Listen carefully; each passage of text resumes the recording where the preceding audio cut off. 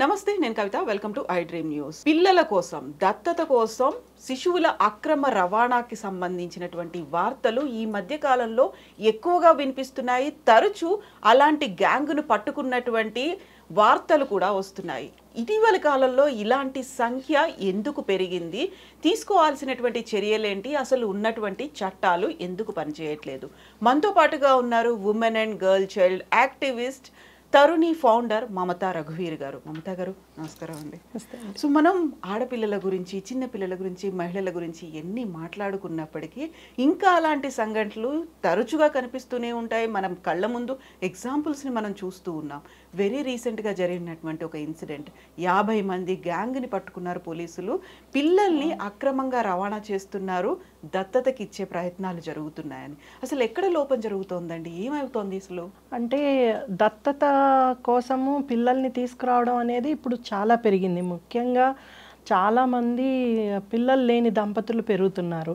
ఒకటి దానికి కారణాలు చాలా ఉండొచ్చు. బట్ పిల్లలని దత్తత తీసుకోవాలి అంటే చాలా టైం పడుతుంది అనే పెద్ద అపోహ కానీ, ఒక విధంగా కొంత నిజం కానీ ఉన్నాయి. దీనివల్ల ఏం చేస్తున్నారు అంటే ఎలాగో అలాగా తొందరగా పిల్లల్ని పొందాలి అనేది. తర్వాత పిల్లలు లేకుండా ఉన్నారు అంటే ఆ వివక్ష కూడా ఎక్కువగానే ఉంటుంది. అది మారలేదు ఇంకా. ఇవాళ రేపు కొత్తగా డబల్ ఇన్కమ్ నో కిడ్స్ అని, డింక్ అని కొత్త ట్రెండ్ కూడా వచ్చింది. అయినా కూడా ఎక్కడొక్కడ వెలితి ఉంటుంది పిల్లలు లేకపోతే. ఆ డింక్ కపుల్స్లో కూడా సైకాలజిస్టులు ఏం చెప్తున్నారంటే కొన్నేళ్ల తర్వాత వాళ్ళ రిలేషన్షిప్లో ప్రాబ్లమ్స్ వస్తాయి, బికాస్ పిల్లలు లేరు కాబట్టి అని. పిల్లలు కుటుంబాన్ని కలిపి ఉంచుతారు, భార్యాభర్తల్ని కలిపి ఉంచుతారు. తర్వాత పిల్లల వాళ్ళ కోసం కనీసం వాళ్ళు అంటే ఒక మంచి కుటుంబాన్ని సృష్టించడానికి, ఏర్పరచడానికి ప్రయత్నం చేస్తారు. ఒక రెస్పాన్సిబిలిటీ అనేది ఉంటుంది. కాబట్టి ఏం జరుగుతుందంటే పిల్లలు లేరు అనేటప్పటికీ అందరూ అనే మాటల కన్నా గబుక్కునే ఎలాగోలా పిల్లల్ని తెచ్చుకోవాలి. సో ఈ డిమాండ్ ఎప్పుడైతే పెరిగిందో ఇంకొక కారణం కూడా ఉంది. IVF వచ్చింది, ఇన్విట్రో ఫర్టిలైజేషను, అలానే సరోగసీ వచ్చింది. ఇవన్నీ వచ్చినా కూడా వాటిల్లో కూడా త్వరితంగా సఫలీకృతం అవ్వట్లేదు. సక్సెస్ రేటు 50% ఉంటుంది. లక్షలు ఖర్చు పెట్టాలి, కోట్ల దాకా వెళ్తుంది. ఇన్ని రకాల IVF క్లినిక్స్ వచ్చిన మన రాష్ట్రంలోనే దాదాపుగా 200 పైన ఉన్నాయి. అన్ని క్లినిక్స్ ఉన్నా కానీ, ఇంతమంది దంపతులు ఆ క్లినిక్స్కి వెళ్తున్నా కానీ దాదాపు 3 కోట్ల మంది ఉన్నట్టు మన దేశంలో. ఇంతమంది పిల్లలు లేని దంపతులు ఉన్నా వాళ్ళు దత్తతకి వెళ్ళాలని అనుకోవట్లేదు, కానీ పిల్లలు తొందరగా దొరకాలి అని అనుకుంటున్నారు. దీన్ని ఆసరా చేసుకుని ఈ ముఠాలన్నీ కూడా ఇవాళ రేపు ఎలాగో అలాగా పిల్లల్ని తీసుకొచ్చి అమ్మడం అనేది మొదలైంది. ఇప్పుడే కాదండి, 2012లో నేను చైల్డ్ వెల్ఫేర్ కమిటీ చైర్పర్సన్గా ఉన్నప్పుడు వరంగల్లో కాజీపేటలో ఒక మిస్సింగ్ చైల్డ్ కేసుని వాళ్ళు ఛేదిస్తే దాదాపు 33 మంది పిల్లల్ని ఇలా అమ్మారని తీసుకురావడం జరిగింది. ఆ తల్లిదండ్రులని ఎవరైతే కొన్నారో ఆ 33 మంది పిల్లల్ని తీసుకురావడం, దాదాపు 1 సంవత్సరం పాటు ఈ కేసు నడవడం, చివరికి అసలు తల్లిదండ్రులు దొరకకపోవడం, దాంతో ఈ పిల్లల్ని మళ్ళీ ఆ తల్లిదండ్రులకే దత్తత ఇవ్వడం జరిగింది. అప్పుడంటే ఈ జువెనైల్ జస్టిస్ యాక్ట్ మారలేదు, 2015లో మారింది. ఇది 12లో అయిన సంఘటన. తర్వాత అంటే రాష్ట్రంలోనే దత్తత ప్రక్రియ అయిపోయేది అప్పుడు. ఇప్పుడు కారా వచ్చింది. కారా అనేది సెంట్రల్ అడాప్షన్ కోసం రిసోర్స్ అథారిటీ. ఈ రిసోర్స్ అథారిటీ ద్వారానే ఇప్పుడు దత్తత జరుగుతోంది. అంటే ఒక కేంద్రీకృతంగా, ఒక సెంట్రలైజ్డ్గా చేయడం మొదలుపెట్టారు. అది కూడా ఆన్లైన్. మీ అప్లికేషన్ ఆన్లైన్లో పెట్టుకోవాలి. తర్వాత ఒక్క వెరిఫికేషనే వాళ్ళు ఇంటికి వచ్చి చేస్తారు. తర్వాత ఆన్లైన్లో అంతా జరుగుతుంది. దీనివల్ల చాలా డిలే అవుతోంది అనే ఇది ఉంది. డెఫినెట్గా కోవిడ్ తర్వాత చాలా పెండింగ్ ఉంది. 30,000 అప్లికేషన్లు ఉంటే కనీసం 2,000 మంది 3,000 మంది పిల్లలు కూడా దత్తత కోసం రెడీగా లేరు. పిల్లలు లేకపోవడం ఒక కారణం. దానివల్ల ఏంటంటే పిల్లల్ని అడాప్షన్కి డిక్లేర్ చేయాలి. ఆ డిక్లేర్ చేయాలి అంటే పిల్లల తరఫున ఎవరు ఉండకూడదు. కనీసం తల్లిదండ్రులు ఉండకూడదు, కుటుంబీకులు వాళ్ళని చూడకుండా ఉన్న వాళ్ళనే దత్తతకి ఇస్తారు. అలాంటి వాళ్ళని child welfare committee జూనైల్ justice act కింద వాళ్ళని ధృవీకరిస్తుంది, దత్తతకి వీళ్ళు ఫిట్ అని. సో ఆ ఫిట్నెస్ సర్టిఫికేట్ అనేది ఇస్తుంది, అప్పుడే వీళ్ళని దత్తతకి ఇస్తారు. సో అంటే చూడండి 30,000 ఎక్కడ, 3,000 ఎక్కడ, అంటే 1:15% పెండింగ్ అప్లికేషన్స్ ఉన్నాయి. అలాంటప్పుడు పిల్లలు ఎక్కడి నుంచి దొరుకుతారు? దీన్ని బాగా ఆసరా చేసుకుని ముఠాలు బాగా తెగబడుతున్నాయి.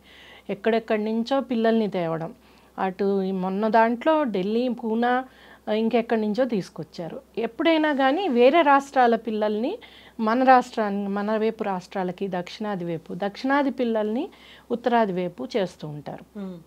దీనివల్ల పట్టుకోవడం కష్టం. ఇంటర్ స్టేట్ ట్రాఫికింగ్ వలన పోలీసులకు కూడా పట్టుకోవడం కష్టం. ఎవ్వరం చేయలేము. ఎందుకంటే కొంతమంది పిల్లల్ని ఏదో చెప్పి తీసుకురావచ్చు. ఫర్ ఎగ్జాంపుల్ ఇనీషియల్గా వాళ్ళకు 30,000 50,000 ఇచ్చేసి తీసుకురావచ్చు, మీ పిల్లల భవిష్యత్తు బాగుంటుంది మీరు పెంచలేరు అని, బీద కుటుంబాల్లో. తర్వాత అంటే వాళ్ళు అమ్మేయాలని అనుకోకపోయినా వాళ్ళ లైఫ్ బాగుంటుందనో ఏదనో అంటే తల్లిదండ్రులు కూడా పిల్లల భవిష్యత్తు కోసమే ఆలోచించేవాళ్ళు కాబట్టి ఏదో ఒకటి చేయొచ్చు. చాలా వరకు పిల్లల్ని ఎత్తుకొస్తారు. మిస్సింగ్ చిల్డ్రన్ ఎవరైతే ఉన్నారో, registered missing children cases register అయినవి చాలా తక్కువ ఉంటాయి. ఎందుకంటే చాలామంది ఏం చేస్తారు, తల్లిదండ్రులు ఒకవేళ మిస్ అవ్వగానే కొన్నాళ్ల పాటు ఎతుకుతూ ఉంటారు. ఆ ఎతకడంలో ఎప్పుడో కానీ పిల్లలు అంటే వాళ్ళు పోలీస్కి ఇద్దామా వద్దా అనే ఆలోచనలో ఉంటారు. ఇది ఒక పెద్ద అంటే వాళ్ళకు కూడా ఉపయోగం ముఠాలకి. ఎందుకంటే వెంటనే క్షణాల్లో వేరే స్టేట్కి తీసుకెళ్ళిపోతారు. ఒక స్టేట్ పోలీస్ ఇంకో స్టేట్ పోలీస్ ఇవాళ రేపు ఆన్లైన్లో కొంతవరకు ట్రేస్ అవుట్ చేయడానికి కోయా పాయా అనే ఒక వెబ్సైట్ని గవర్నమెంట్ ఆఫ్ ఇండియా స్టార్ట్ చేశారు. దాంట్లో అప్లోడ్ చేస్తేనే మిగతా చోట్ల ఎక్కడైనా ఉన్నారా అనేది వెరిఫై చేయడానికి కుదురుతుంది. కానీ అసలు కేసే రిజిస్టర్ కాకపోతే అప్లోడ్ ఇదంతా జరగదు. అది మెయిన్ ప్రాబ్లం. పోలీసులు ఏం చెప్తున్నారంటే వచ్చిన కేసెస్ అన్నిటినీ కూడా దాదాపుగా 96% మేము మళ్ళీ ట్రేస్ అవుట్ చేయగలుగుతున్నాము. ఎందుకంటే ఇవాళ రేపు ఫేషియల్ రికగ్నిషన్ టెక్నాలజీ వచ్చింది, దర్పణ్ అని మనం తెలంగాణ రాష్ట్రంలో, అలానే నేషనల్ వైడ్ కూడా మిస్సింగ్ చిల్డ్రన్ని ట్రేస్ అవుట్ చేయడానికి టెక్నాలజీ వచ్చింది. ఆ టెక్నాలజీ తోటి వాళ్ళు ఎలాగూ ట్రేస్ అవుట్ చేయగలుగుతున్నారు. కానీ నేను అనేది ఎవరైతే బీద వాళ్ళు ఉన్నారో, ఎవరైతే పోలీస్ స్టేషన్ వరకు వెళ్ళి కంప్లైంట్ చేయగలిగే ఇది లేని వాళ్ళు, పైగా నెలల పిల్లలకి ఫోటోలు కూడా ఉండవు. చాలామంది వెంటనే ఫోటో తీసే సంస్కృతి కూడా ఉండదు. ఆ ఫోటో ఉన్నా కూడా అందరి పిల్లలు ఒకేలాగా ఉంటారు. ట్రేస్ అవుట్ చేయడం కూడా చాలా కష్టం అలాంటి పిల్లల్ని. అందుకని ఈ ముఠాలన్నీ కూడా ఎక్కువగా నెలల పిల్లల్ని హాస్పిటల్స్ నుంచే వాళ్ళు అబ్డక్ట్ చేస్తున్నారు. హాస్పిటల్స్లో కొద్దిగా ఏమరపాటుగా ఉన్నవాళ్ళు గవర్నమెంట్ హాస్పిటల్స్లోనూ, లేకపోతే ఎక్కడైతే సెక్యూరిటీ లేదో అలాంటి చోట్ల బాగా జరుగుతుంది. తర్వాత కొంతమంది ఆడపిల్ల పుట్టిందనో అలాంటి బాధ ఉన్నవాళ్ళు, ఎలాగోలా వదిలించుకోవాలనుకునేవాళ్ళు, తర్వాత కొంతమందికి అంటే పెళ్లి కాకుండా పుట్టిన తల్లులకి, ఇలా రకరకాలుగా ఇద్దరు ముగ్గురు పిల్లలు ఉన్నారు, ఏదో ఆ కాస్త డబ్బులకి ఆశపడేవాళ్ళు, ఇట్లాంటి వాళ్ళు చాలామంది దొరుకుతారు. సో అందువలన మనకి మన దేశంలో పిల్లలే సంపద. 40% ఆఫ్ ది టోటల్ వరల్డ్లో చిల్డ్రన్ జనాభా మన దేశంలోనే ఉంది. అయినా కూడా మనం పిల్లల్ని రక్షించుకోలేకపోతున్నాం అంటే ఎంత బాధాకరమైన విషయమో చూడండి. అంగడిలో సరుకుల్లాగా పిల్లల్ని, మొన్న మీరు చూస్తుంటారు ఆ కేసులో వాళ్ళు బేరాలాడి వాళ్ళకి ఇచ్చేసి అంత ఘోరంగా. అంటే మనం ఇప్పుడే కాదండి, పురాణాల్లో కూడా విన్నాం ఇలా పిల్లల్ని అమ్మడము, ఆడవాళ్ళని అమ్మడము, అవన్నీ. రాజా హరిశ్చంద్ర కథలో తన అప్పు కోసం భార్య అనే పిల్లాడిని అమ్మేస్తారు. అలా ఎన్నో చూసాం చాలా వాటిల్లో. ఈవెన్ పాశ్చాత్య దేశాల్లో, వేరే దేశాల్లో కూడా చాలా ఎక్కువ ఈ అమ్మకం అనేది. చైనాలో ఒకప్పుడు ఫ్యామైన్ వచ్చినప్పుడు విపరీతంగా పిల్లల్ని అమ్మేవాళ్ళు. అలాగనే చాలా చోట్ల వ్యభిచారులు సౌత్ ఏషియా రీజియన్లో చాలా వరకు చేస్తారు. అలానే ఫారిన్ కంట్రీస్, ఇప్పుడు బాగా అభివృద్ధి చెందిన దేశాలైన బ్రిటన్, తర్వాత ఆస్ట్రేలియా, అమెరికా, ఇక్కడ కూడా పిల్లల్ని అమ్మడం అనేది చాలా కామన్. అంటే ఆ రోజుల్లో 18th సెంచరీలో డబ్బులున్న వాళ్ళు పిల్లల్ని అమ్మచ్చు, వేరే వాళ్ళకి ఇవ్వచ్చు అనేది బాగా ఉండేది. సో ఇవన్నీ అంటే మనకి ఒక పురాతనమైన నేరం అని చెప్పొచ్చు ఇది, చాలా ఏళ్ళ బట్టి. But at the same time మన పురాణాలలో ముఖ్యంగా అంటే ఈ స్మృతులు ఏవైతే ఉన్నాయి, మనుస్మృతి, యాజ్ఞవల్క స్మృతి, వీటిల్లో ఆ పిల్లల్ని అమ్మడము లేదంటే బహుమానంగా ఇవ్వడము నేరం అని చెప్పారు. But at the same time దత్తత తీసుకోవచ్చు, అది కూడా మగపిల్లాడిని అనేది దత్తత ఆ రోజుల నుంచే వాళ్ళు అప్రూవ్ చేశారు. సో ఆడపిల్లని ఏమైనా చేయొచ్చు, మగపిల్లాడిని దత్తత ఇవ్వచ్చు అనే కాన్సెప్ట్ కూడా ఆ రోజుల్లో నుంచే ఉంది. సో ఇవన్నీ చూస్తే అంటే ఇది చాలా పురాతనమైన నేరం. కానీ ఈ రోజుల్లో ఏమైపోయింది అంటే డబ్బు కోసం ఏమైనా చెయ్యొచ్చు. తర్వాత ఈ ముఠాలకు కూడా ఎక్కువ ఖర్చు పెట్టక్కర్లే, పిల్లల్ని ఎమ్మార్చి తీసుకెళ్ళడం పెద్ద కష్టం కాదు. సో నిమిషాల్లో తక్కువ డబ్బుతోటి ఇప్పుడు ఆయుధాలు కొనుగోలు చేయాలన్నా, డ్రగ్స్ కొనుగోలు చేయాలన్నా వాటిని కష్టపడాలి, సప్లై చెయ్యడము అవన్నీ కష్టం. అదే పిల్లల్ని ఎవరైనా ఎత్తుకుని వెళ్ళొచ్చు. హాస్పిటల్లో అప్పుడే పుట్టిన బిడ్డ దగ్గర నుంచి ఎత్తుకెళ్ళిపోవడం రిలేటివ్స్ అని చెప్పి, ఎందుకంటే ఈజీ, మా పిల్లాడే అని చెప్పచ్చు. పిల్లలు నోరు తెరిచి మాట్లాడగలిగే స్థాయికి వచ్చేంత వరకు నువ్వు నా నాన్నను కావో నా అమ్మవి కావో అని చెప్పలేరు కదా, అందుకని చాలా ఈజీ. సో ఇప్పుడు ఇంతమంది 50 మంది పిల్లల్ని అమ్మితే వాళ్ళల్లో చాలా వరకు వాళ్ళు నెలల పిల్లల్ని అమ్మారు. అంటే అది చూడండి, అదే ఈజీ. నెలలప్పుడే వాళ్ళని అమ్మడం ఈజీ. దత్తత తీసుకోవాలనుకునే వాళ్ళు కూడా నెలల పిల్లల్నే అడుగుతారు. ఎందుకు అంటే పెద్దయ్యాక పిల్లలు అడ్జస్ట్ అవడం కష్టం, గుర్తుపడతారు. తర్వాత అంటే వీళ్ళకి కూడా అందరికీ చెప్పడానికి ఇంత సడన్గా ఇంత పెద్ద పిల్లాడు ఎలా వచ్చాడు అనే కాన్సెప్ట్ వస్తుంది. సో అదొక వివక్ష. అందువలన పెద్ద పిల్లల్ని దత్తత తీసుకునే వాళ్ళు చాలా తక్కువ మన కంట్రీలో. దాదాపు 3 లక్షల పైన పిల్లలు అనాథలు ఉన్నారు మన హోమ్స్లో మొత్తం దేశంలో. కానీ వాళ్ళల్లో 2/3 అంటే వికలాంగులు కానీ, మెంటల్లీ రిటార్డెడ్ కానీ ఇట్లాంటి పిల్లలు ఉన్నారు. సో వాళ్ళని ఎవరు దత్తత తీసుకోవడానికి ఇష్టపడరు, అదొక సమస్య.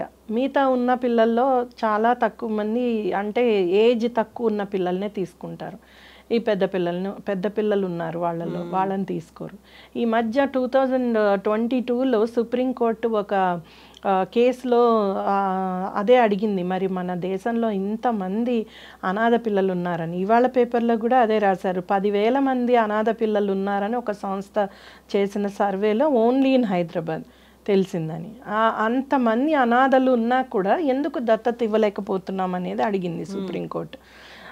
అప్పుడు ఈ కారా చెప్పిన విషయం ఏంటంటే పిల్లల్ని దత్తత ఇవ్వడం అంత ఈజీ కాదు. ఒకటి, వాళ్ళని చూసి డిక్లేర్ చేసి ఎవ్వరూ లేరు అని చెప్పడానికి కొంత టైం పడుతుంది, పబ్లిష్ చేయాలి వాళ్ళ నేమ్స్. తర్వాత చైల్డ్ వెల్ఫేర్ కమిటీ వాళ్ళు వెరిఫై చేయాలి, చేసి 2 నెలల వరకు ఎవరు క్లెయిమ్ చేయకపోతేనే వాళ్ళు దత్తతకి అర్హులుగా వాళ్ళు ఆర్డర్ ఇస్తారు. సో అది ఒకటి జాప్యం అవుతుంది, లేట్ అవుతుంది. తర్వాత అయినాక కూడా మళ్ళీ ఇది తీసుకునేటప్పుడు కూడా ఎక్కువగా తల్లిదండ్రులు ఏం ఆలోచిస్తున్నారంటే వాళ్ళ పోలికలకి దగ్గరగా ఉన్న వాళ్ళే కలర్ చూసుకుంటారు, అన్నీ చూసుకుంటారు. అందుకనే ఇప్పుడు మహారాష్ట్రలో చాలామంది పిల్లలు ఉన్నారు, సపోజ్ నార్త్ ఈస్ట్లో పిల్లలు ఉన్నారు, లేకపోతే జార్ఖండ్లో పిల్లలు ఉన్నారు. ఇప్పుడు కారా వలన దేశంలో ఎక్కడి నుంచైనా పిల్లల్ని దత్తత తీసుకోవచ్చు. కానీ మన రాష్ట్రాల వాళ్ళు ఎప్పుడూ కూడా మన చుట్టుపక్కల రాష్ట్రాలవే కావాలి, ఎందుకంటే వాళ్ళ పోలికలు మారిపోతాయి, వాళ్ళ ఫేషియల్ ఫీచర్స్ అన్నీ వేరుగా ఉంటాయి, అవి వీళ్ళతో కలవు కాబట్టి సరిపోవు కాబట్టి వీళ్ళు వద్దనుకుంటారు. అందువలన నేషన్ వైడ్ ఉన్నా కూడా కొన్ని రాష్ట్రాల్లో దత్తతకి రెడీగా ఎక్కువ మంది పిల్లలు ఉన్నారు, వాళ్ళు అలానే మిగిలిపోయి ఉన్నారు.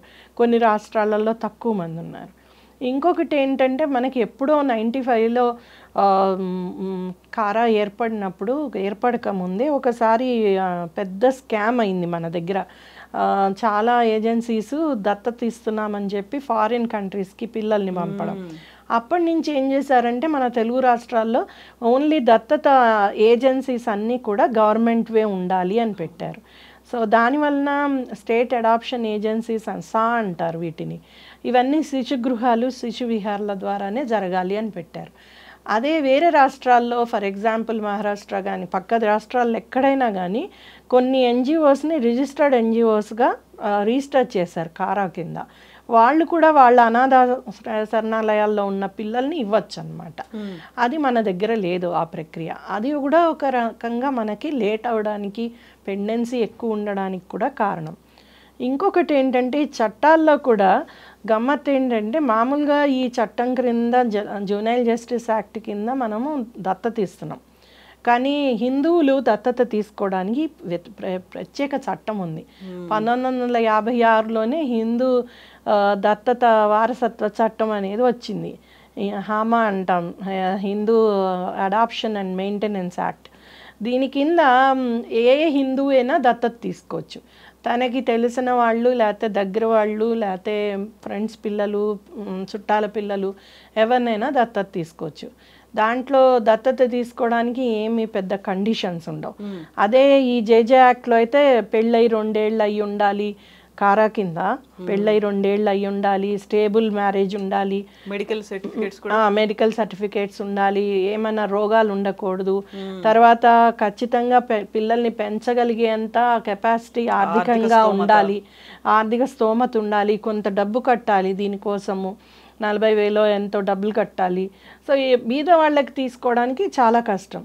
హిందూ హమా కింద అయితే ఎవరైనా తీసుకోవచ్చు. కానీ ఏమవుతుందంటే దాంట్లో కూడా ఇప్పుడు మళ్ళీ కోర్టుకు వెళ్ళి మీరు ఈ దత్తతని రిజిస్టర్ చేసుకోవాలి. మనం మామూలుగా అయితే సబ్ రిజిస్ట్రార్ ఆఫీస్లో ఎనీ హిందూ వెళ్ళి నేను డిగ్రీ తీసుకోవచ్చు, దత్తత తీసుకుంటున్నా పలానా పిల్లల వాళ్ళని అని డీటెయిల్స్ అన్ని సబ్మిట్ చేసి, కానీ దాన్ని మళ్ళీ కోర్టుకు వెళ్ళాలి. సో ఈ డబుల్ చట్టాలు ఇలా నడవడం వలన కూడా ప్రాబ్లమ్స్ అవుతున్నాయి. అలా ప్రతి జిల్లాలో మన ఒక లెక్క ప్రకారం ప్రతి జిల్లాలో కనీసం 150 మంది పిల్లల్ని హిందువులు ఇలాగా హామా చట్టం కింద దత్తత తీసుకుంటున్నారు. మళ్ళీ వాళ్ళకి ఇటు కారాకి ఎక్కడా కూడా కనెక్టివిటీ లేదు. ఈ ఎవరైతే ఇలా దత్తత తీసుకోబడ్డారో వాళ్ళ పిల్లలు, చుట్టాల పిల్లలు, లేకపోతే ఆస్తుల కోసమో ఇలా దత్తతలు అవుతున్నాయి. అవన్నీ కూడా మళ్ళీ గొడవలు అయ్యి కోర్టులకు వెళ్తున్నాయి.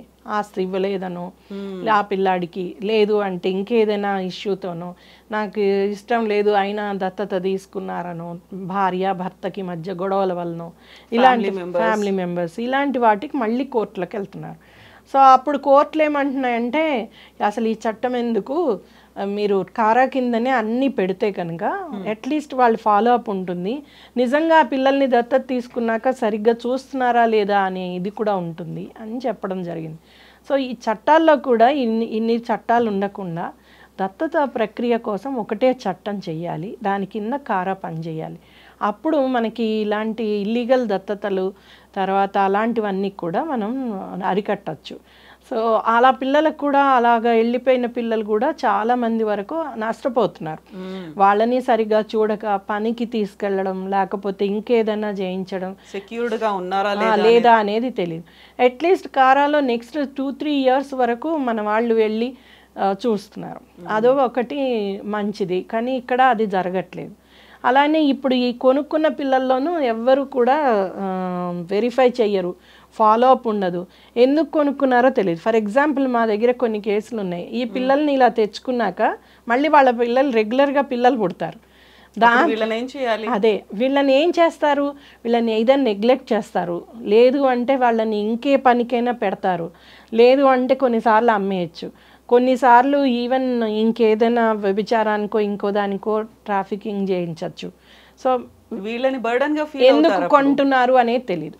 ఫర్ ఎగ్జాంపుల్ ఇక్కడ మన యాదాద్రిలో వ్యభిచారాల అన్ని గృహాలు సర్వే వాళ్ళు కనుక్కుంటే ఇక్కడ పిల్లలు ఏడుపులు వినిపిస్తున్నాయని కంప్లైంట్ చేస్తే అక్కడ వెళ్ళి చూసేటప్పటికి 18 మందో 19 మందో పిల్లలు ఉన్నారు. ఆ పిల్లల్ని ఈ వ్యభిచారులు కొనుక్కున్నారు. వాళ్ళు ఎక్కడి నుంచి వచ్చిన వాళ్ళు అంటే వాళ్ళందరూ కూడా మిస్సింగ్ చిల్డ్రనే. ఎక్కడో నెల్లూరు, ఎక్కడో విజయవాడ, ఎక్కడో కర్ణాటక, అక్కడి నుంచి వచ్చిన పిల్లలు. వాళ్ళందరినీ వాళ్ళ 3-4 వీళ్ళు ఐడెంటిఫై చేసి తల్లిదండ్రులకి DNA మ్యాచింగ్ చేసి ఇవ్వగలిగారు. అంటే చూడండి వాళ్ళు ఎందుకు కొంటున్నారు, వాళ్ళు ఏం చేశారు, ఆ 18-19 మంది పిల్లల్లో చిన్న పిల్లలకే 9 ఏళ్ళు 10 ఏళ్ల లోపు పిల్లలకే హార్మోన్స్ ఇంజెక్షన్స్ ఇచ్చి వాళ్ళని అంటే వాళ్ళకి తొందరగా ప్యూబర్టీ వచ్చేటట్లు వాళ్ళని ఉపయోగించుకునేటట్లు చేశారు. అంటే అది మనకి బయటపడింది. అలాంటివి ఎన్ని జరుగుతాయో. తర్వాత అవయవాల కోసం, స్కిన్ కోసం పిల్లల్ని ఇది చేసేది కూడా మనం చూస్తున్నాం. సో వీళ్ళందరూ నిజంగా ఇప్పుడు ఆ తల్లిదండ్రుల దగ్గర నుంచి పిల్లల్ని తీసుకుంటే మన కేసులో అందరు బాధపడి అయ్యో పాపం వాళ్ళు ఏడుస్తున్నారు, పిల్లల్ని పెంచుకున్నారు ఇన్నాళ్ళు అనేసి అన్నాం. ఒక అటాచ్మెంట్ అనేది పెంచుకుంటారు. అదే కదే మనకు కూడా బాధ అనిపిస్తుంది. మానవతా దృక్పథంతో చూస్తే అయ్యో వాళ్ళు ఏడుస్తున్నారు, పిల్లల్ని లాగేసుకున్నారని. ఎవరికైనా వాళ్ళ పిల్లల్ని పెంచిన వాళ్ళకైనా కన్న వాళ్ళకైనా బాధే తీసేసుకుంటే. కానీ నిజంగా పోగొట్టుకున్న తల్లి తండ్రి ఎంత ఏడుస్తూ ఉంటారో, ఎత్తుక్కుంటూ ఉంటారో. నిజంగా మిస్సింగ్ చైల్డ్ అయితే ఎవరైనా ఎత్తుకొచ్చేస్తే ఇవి ఎంతో బాధ కదా, వాళ్ళకి లైఫ్ లాంగ్ బాధ. అది కూడా ఆలోచించాలి మనము. అందుకనే తర్వాత మన దగ్గర చైనాలో అండి ఎవ్వరు పిల్లలు పుట్టినా వాళ్ళది DNA డేటాబేస్ తీసుకుంటారు. ఎనీ చైల్డ్ ఎక్కడ పుట్టినా కంపల్సరీ DNA డేటాబేస్ ఇస్తేనే కానీ ఆ చైల్డ్కి బర్త్ సర్టిఫికేట్ ఉండదు. సో అలా చేయడం వల్ల ఏంటంటే ఇలా పోగొట్టుకున్న తల్లిదండ్రులకు కానీ మ్యాచ్ చేయడము, కనుక్కోవడము ఇవన్నీ ఈజీ అవుతాయి. మిస్ అయితే ఈజీ అవుతుంది. తర్వాత నీకు ఆ డేటాబేస్ ఉండడం వలన ఇంకేదైనా కానీ రేపొద్దున వాళ్ళకి రోగాలున్నా ఏమున్నా అలాంటివన్నీ కూడా ఐడెంటిఫై చేయడానికి ఉపయోగపడుతుంది. సో మన దగ్గర కూడా అలాంటివి చేయాలి. ఇప్పుడు ఆధార్ కార్డు, బర్త్ సర్టిఫికేట్ ఎలా తీస్తున్నామో అలానే డేటాబేస్ కూడా తీసుకోవడం ముఖ్యం. అండ్ ఎవ్రీ బర్త్ రిజిస్ట్రేషన్ ముఖ్యం. మనకి అసలు ఎంతమంది పిల్లలు పుడుతున్నారు, ఎంతమంది దత్తతకి అనువుగా ఉన్నారు, ఇలాంటి డేటానే లేదు మన దేశంలో. అలాంటప్పుడు అసలు పిల్లల సంఖ్య ఏంటి అనేది కూడా మనకి కరెక్ట్గా తెలియదు అని చెప్పాలి. ఏదో జనాభా లెక్కలు చేసినా కానీ మనం పిల్లల సంగతి ఎక్కడా కూడా బయటికి రావు. అందువలన చాలా కష్టం ఐడెంటిఫై చేయడం. ఎంతమంది పిల్లలు ఇలా అయిపోతున్నారు, ఎంతమంది అమ్మబడుతున్నారు, ఏం చేస్తున్నారు, ఎక్కడా డేటా లేదు.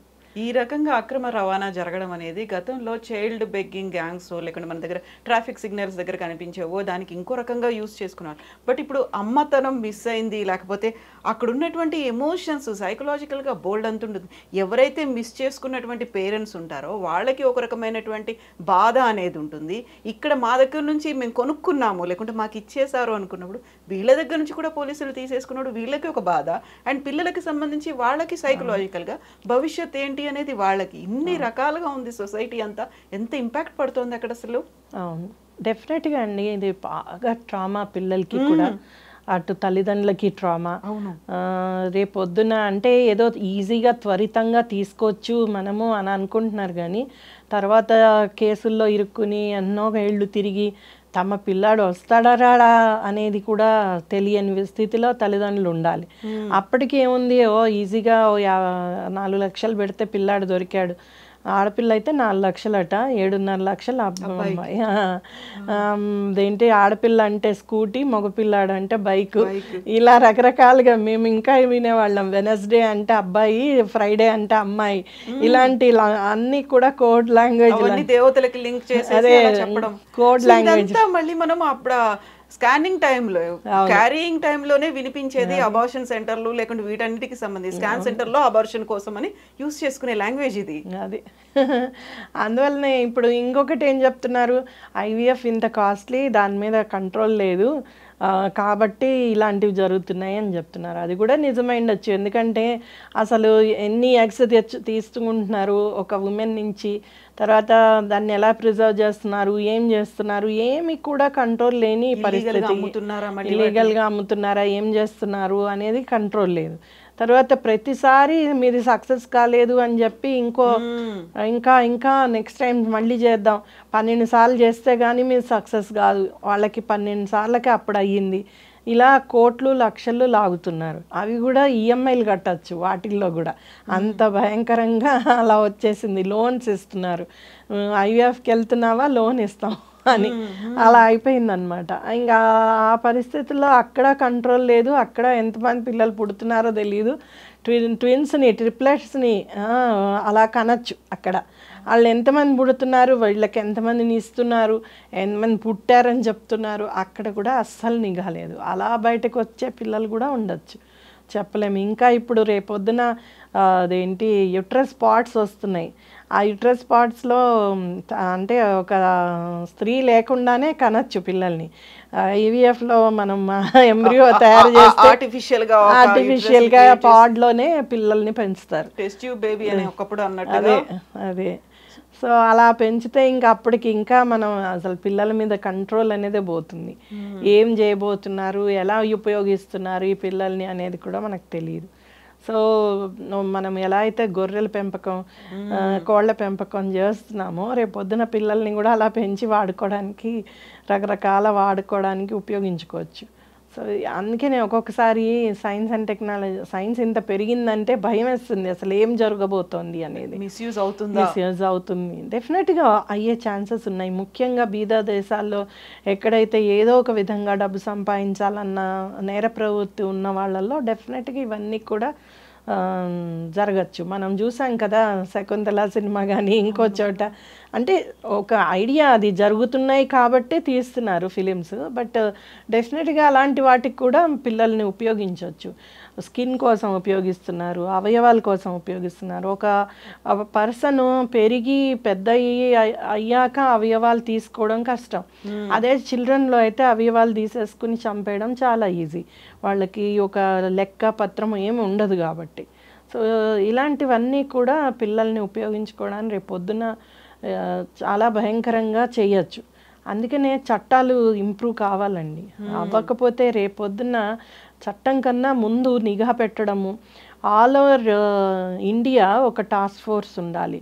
ఎక్కడైనా సరే ఒక చైల్డ్ మిస్ అయినా, ఎక్కడైనా సరే ఒక చైల్డ్ ఇలా ఇల్లీగల్ అడాప్షన్ ఇంకోటో రిపోర్ట్ అయినా వెంటనే ఆ టాస్క్ ఫోర్స్ పనిచేయగలగాలి. లేకపోతే ఏమవుతుందంటే ఇప్పుడు మన రాష్ట్రం పోలీసులు ఒక case child trafficking case bust చేశారనుకోండి, వీళ్ళు వెళ్ళి మళ్ళీ అక్కడ ఢిల్లీలోనో ఇంకో చోటో చెయ్యాలి అంటే చాలా ప్రాబ్లం.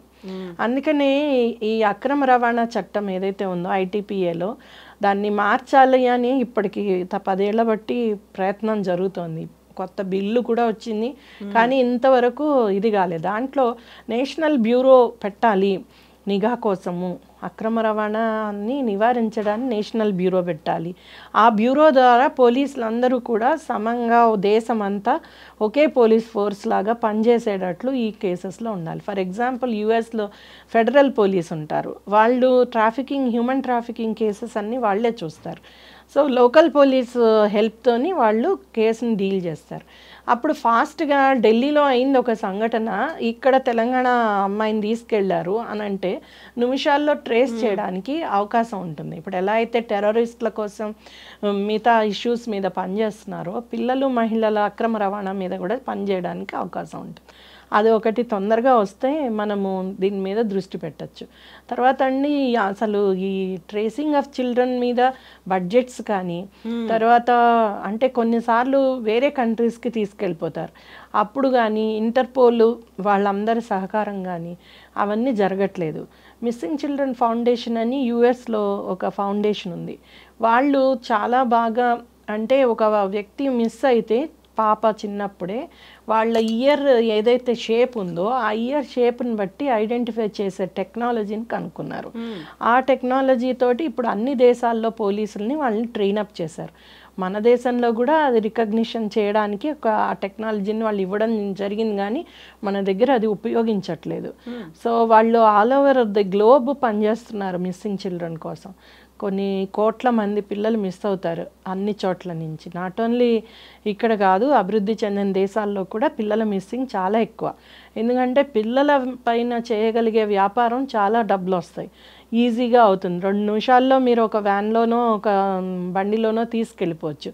మన దగ్గర ఎందుకు ఒక పాప మిస్ అయితే అంటే ఒంటరిగా ఉంటే ఎక్కడైనా పిల్లలు తల్లిదండ్రులు ఏమరంపాటుగా ఉంటే 15 నుంచి 18 నిమిషాల్లో మళ్ళీ కనపడకుండా పోతారు పిల్లలు అనేది ఒక సర్వే చెప్తోంది. అంత ఎక్కువగా గ్యాంగ్స్ పనిచేస్తున్నాయి. ఇది 3వ అత్యంత డబ్బులు వచ్చే నేరం, బిజినెస్ లాగా నేరం సో ప్రపంచంలో. సో అందువలన చాలా ఎక్కువగా పిల్లల్ని ఇట్లా అమ్మడం కానీ కొనడం కానీ వెళ్ళిపోవడం కానీ ఇవన్నీ చాలా కామన్గా జరుగుతున్నాయి. అందుకనే తల్లిదండ్రులు జాగ్రత్త ఉండడం చాలా అవసరం అండి ఇవాళ రేపు. కేమరపాటుగా ఉండడం, పెద్ద పెద్ద ఫెస్టివల్స్లో టెంపుల్స్ కానీ ఈ జాతరలలో కానీ వెళ్ళినప్పుడు ఖచ్చితంగా వాళ్ళకి ఒక ట్యాగ్ వేసి పిల్లల్ని దగ్గర పెట్టుకుని తమ కళ్ళ ముందు ఉండేటట్లు చూసుకోవడం చాలా అవసరం. లేకపోతే తప్పిపోవడం పెద్ద కష్టం కాదు, తప్పిపోయాక కూడా దొరకవు. ఇప్పుడు మేడారం జాతరలో ఎవ్రీ ఇయర్ 2000 మంది పిల్లలు తప్పిపోతారు, వాళ్ళల్లో సగానికి పైగా దొరుకుతారు, మిగతా వాళ్ళు దొరకరు. సో అట్లాంటివి చాలా కామన్. అండ్ మన దేశంలో ఇలాంటి కుంభమేళాలు, ఈ మేళాలు, ఆ మేళాలు చాలా ఎక్కువ. సో వాటిలో పిల్లలు తప్పిపోవడం చాలా ఎక్కువ. మనం చాలాసార్లు విన్నాం పూర్వకాలంలో ఆ మేళాలో పోయారు, అదేంటి పుష్కరాల్లో పిల్లలు తప్పిపోయారు, ఇలాంటివి మనం వింటూ వచ్చేవాళ్ళం. ఇంత టెక్నాలజీ వచ్చాక కూడా మనము ఈజీగా వాళ్ళని ఐడెంటిఫై చేయడం, ఇప్పుడు ఒక మొబైల్ పోతేనే నిమిషంలో మొబైల్ ఎక్కడుందో కనుక్కోగలిగినప్పుడు పిల్లలు పోతే పిల్లల్ని కనుక్కోలేము అంటే అది టూ మచ్ కదండి. ఇన్ని టెక్నికల్గా టెక్నాలజీ పరంగా ఇంత అభివృద్ధి చెందాక పిల్లల మీద దృష్టి పెట్టకపోవడం ప్రభుత్వాల తప్పు. దీనికోసం బడ్జెట్ కూడా కేటాయించకపోవడం ఇంకొక పెద్ద తప్పు. Hardly 2% of the total countries budget పిల్లల కోసం కేటాయిస్తున్నారు. వాటిల్లో కూడా 40% కూడా ఉపయోగించరు ఎవ్రీ ఇయర్. సో 2% అనేది ఓన్లీ మిస్సింగ్ కోసం కాదు, వాళ్ళకి టోటల్ గా ఎడ్యుకేషన్, టోటల్ గా ఇన్ఫ్రాస్ట్రక్చర్ దగ్గర నుంచి అన్ని ఉన్నాయి. అంత తక్కువ. మరి ఎంతమంది పిల్లలు ఉన్నారు మన దేశంలో అంటే 40% ఎబోవ్ పిల్లలు ఉన్నారు పాపులేషన్లో. వాళ్ళ కోసం అంత తక్కువ బడ్జెట్లు కేటాయించినప్పుడు ఇలాంటివన్నీ సమస్యల్లోనూ అవి ఇప్పుడు దత్తత తీసుకోవాలి అంటే ఒక హౌస్ హోల్డ్ రిపోర్ట్ చేయాలి. ఆ హౌస్ హోల్డ్ రిపోర్ట్ చేయడానికి ఒక వ్యక్తి వెళ్ళాలా, ఆ అధికారి వెళ్ళాలి, తీసుకురావాలి, దానికి ఖర్చు ఆ పిల్లలకి. అందుకని ఇప్పుడు తల్లిదండ్రులు ఎవరైతే దత్తత తీసుకుంటున్నారో వాళ్ళ నుంచి కలెక్ట్ చేస్తున్నారు ఇవన్నీ. అంత ఘోరంగా ప్రభుత్వం నడుస్తుంది. అలా కాకుండా ప్రభుత్వమే సరైన అధికారులని పెట్టి మంచిగా పెట్టగలిగితే డెఫినెట్గా ఇంకా బాగా చేయొచ్చు. కొలంబియాలో పిల్లల కోసము దత్తత ఇవ్వడానికి ప్రత్యేకమైన హోమ్స్ ఉంటాయి. వాళ్ళు పిల్లలకి అక్కడ వాళ్ళ సైకాలజీ ఎలా ఉంది, ఆ పిల్లాడి సైకాలజీ పేరెంట్స్ తోటి మ్యాచ్ అవుతుందా లేదా కూడా చూస్తారు. అలానే వాళ్ళని రెడీనెస్ అంటే తయారు చేయడం కూడా తల్లిదండ్రులని కానీ. అందుకని అక్కడ 100% సక్సెస్ రేట్. యూనిసెఫ్ ఇచ్చిన రిపోర్ట్లో Colombia is the best state for adoption, even inter country adoption. వాళ్ళు ఫాస్టర్ హోమ్స్, వాళ్ళ దగ్గర ఉన్న హోమ్స్ అన్నీ కూడా పిల్లల డెవలప్మెంట్కి చాలా బాగా చేస్తున్నారు. మన దగ్గర శిశుగృహాల్లో, శిశు విహార్లలో అసలు బడ్జెట్సే లేవు. ఆ పిల్లలకి పాల డబ్బాలు తేవడానికి కూడా సరైన ఇది లేదు. అలాంటి పరిస్థితుల్లో మనం దత్తతకి ఏం రెడీ చేస్తాం పిల్లల్ని? సో ఇలాంటివి చాలా సమస్యలు ఉన్నాయి. తర్వాత ఇంటర్ కంట్రీ అడాప్షన్లో మనము పిల్లల్ని ఓన్లీ ఎవరైతే మెంటల్లీ ఇల్లో లేకపోతే వికలాంగులో వాళ్ళని ఇస్తున్నారు. సో ఆ పిల్లల మీద నిఘా పెట్టడం కూడా కష్టం. వన్స్ వాళ్ళు కంట్రీ తీసుకెళ్ళిపోయాక వాళ్ళ పేరు మారిపోతుంది, వాళ్ళ పాస్పోర్ట్ మారిపోతుంది, అన్నీ మారిపోతాయి. మహా అయితే 1 year 2 years వరకు ఏదో వాళ్ళు పంపగలిగితే వాళ్ళ రిపోర్టు, అది కూడా త్రూ ఎంబసీస్ ద్వారా తెలుస్తుంది. అదర్వైజ్ తర్వాత తెలియదు. మరి నిజంగా వికలాంగుల్ని మందమ బుద్ధి ఉన్న పిల్లల్ని వీళ్ళందరూ ఫారినర్స్ నిజంగా బాగా చూస్తున్నారా, వాళ్ళ ఫ్యామిలీ మెంబర్స్ లాగే ఉంచుకున్నారా ఎక్కడా తెలియదు. అందువలన ఇంటర్ కంట్రీ అడాప్షన్ కూడా మన దేశం నుంచే పెద్ద ఎత్తున జరుగుతుంది, యాక్చువల్లీ కారా నుంచి. ఇది కాకుండా కూడా ఇలాగ పిల్లల్ని అమ్ముకుని తీసుకుని వెళ్ళే వాళ్ళది కూడా చాలా ఎక్కువగా ఉంది. అంటే కొని తీసుకుని వెళ్ళే వాళ్ళది. ఎందుకంటే వాళ్ళకి డబ్బులతో లెక్కలేదు. వాళ్ళకి పిల్లలు ఎప్పుడు కావాలో అప్పుడు తీసుకెళ్ళడం, దేనికి వాడతారో తెలియదు తర్వాత. సో ఇలాంటివి అరికట్టడం కూడా చాలా కష్టం. అది కూడా ప్రాబ్లమాటిక్గానే ఉంది. అందుకనే హేగ్ కన్వెన్షన్ అనేది ఒకటి తీసుకొచ్చారు. ఈ హేగ్ కన్వెన్షన్ ఎప్పుడో 1995లోనే తీసుకొచ్చారు. దీని ద్వారా ఇంటర్ కంట్రీ అడాప్షన్ మీద, అలానే పిల్లల్ని అందరూ ఎలా చూడాలి, ఒక దేశం నుంచి ఒక దేశాన్ని వాళ్ళకి తీసుకెళ్తున్నప్పుడు ఎలా చూడాలి, దత్తత ప్రక్రియకి ఒక రకమైన పద్ధతి ఉండాలి, ప్రతి ఒక్కళ్ళు ఇది ఫాలో అవ్వాలి అనేది పెట్టారు. మన కంట్రీ కూడా అది సైన్ చేసింది. దాని ప్రకారమే ఇంటర్ కంట్రీ అడాప్షన్కి కావాల్సిన అన్నీ కూడా ఉండాలన్నమాట. సపోజ్ ఆ పేరెంట్స్ వచ్చి ఇన్ని రోజులు ఇక్కడ ఉండాలి, పిల్లలతోటి అడ్జస్ట్ అవ్వాలి, ఇలాంటివన్నీ కండిషన్స్ హేగ్ కన్వెన్షన్లో ఉన్నాయి. సో ఇవన్నీ ఉన్నా కూడా పిల్లల అక్రమ రవాణా ప్రపంచవ్యాప్తంగా ఈజీగా జరిగిపోతుంది.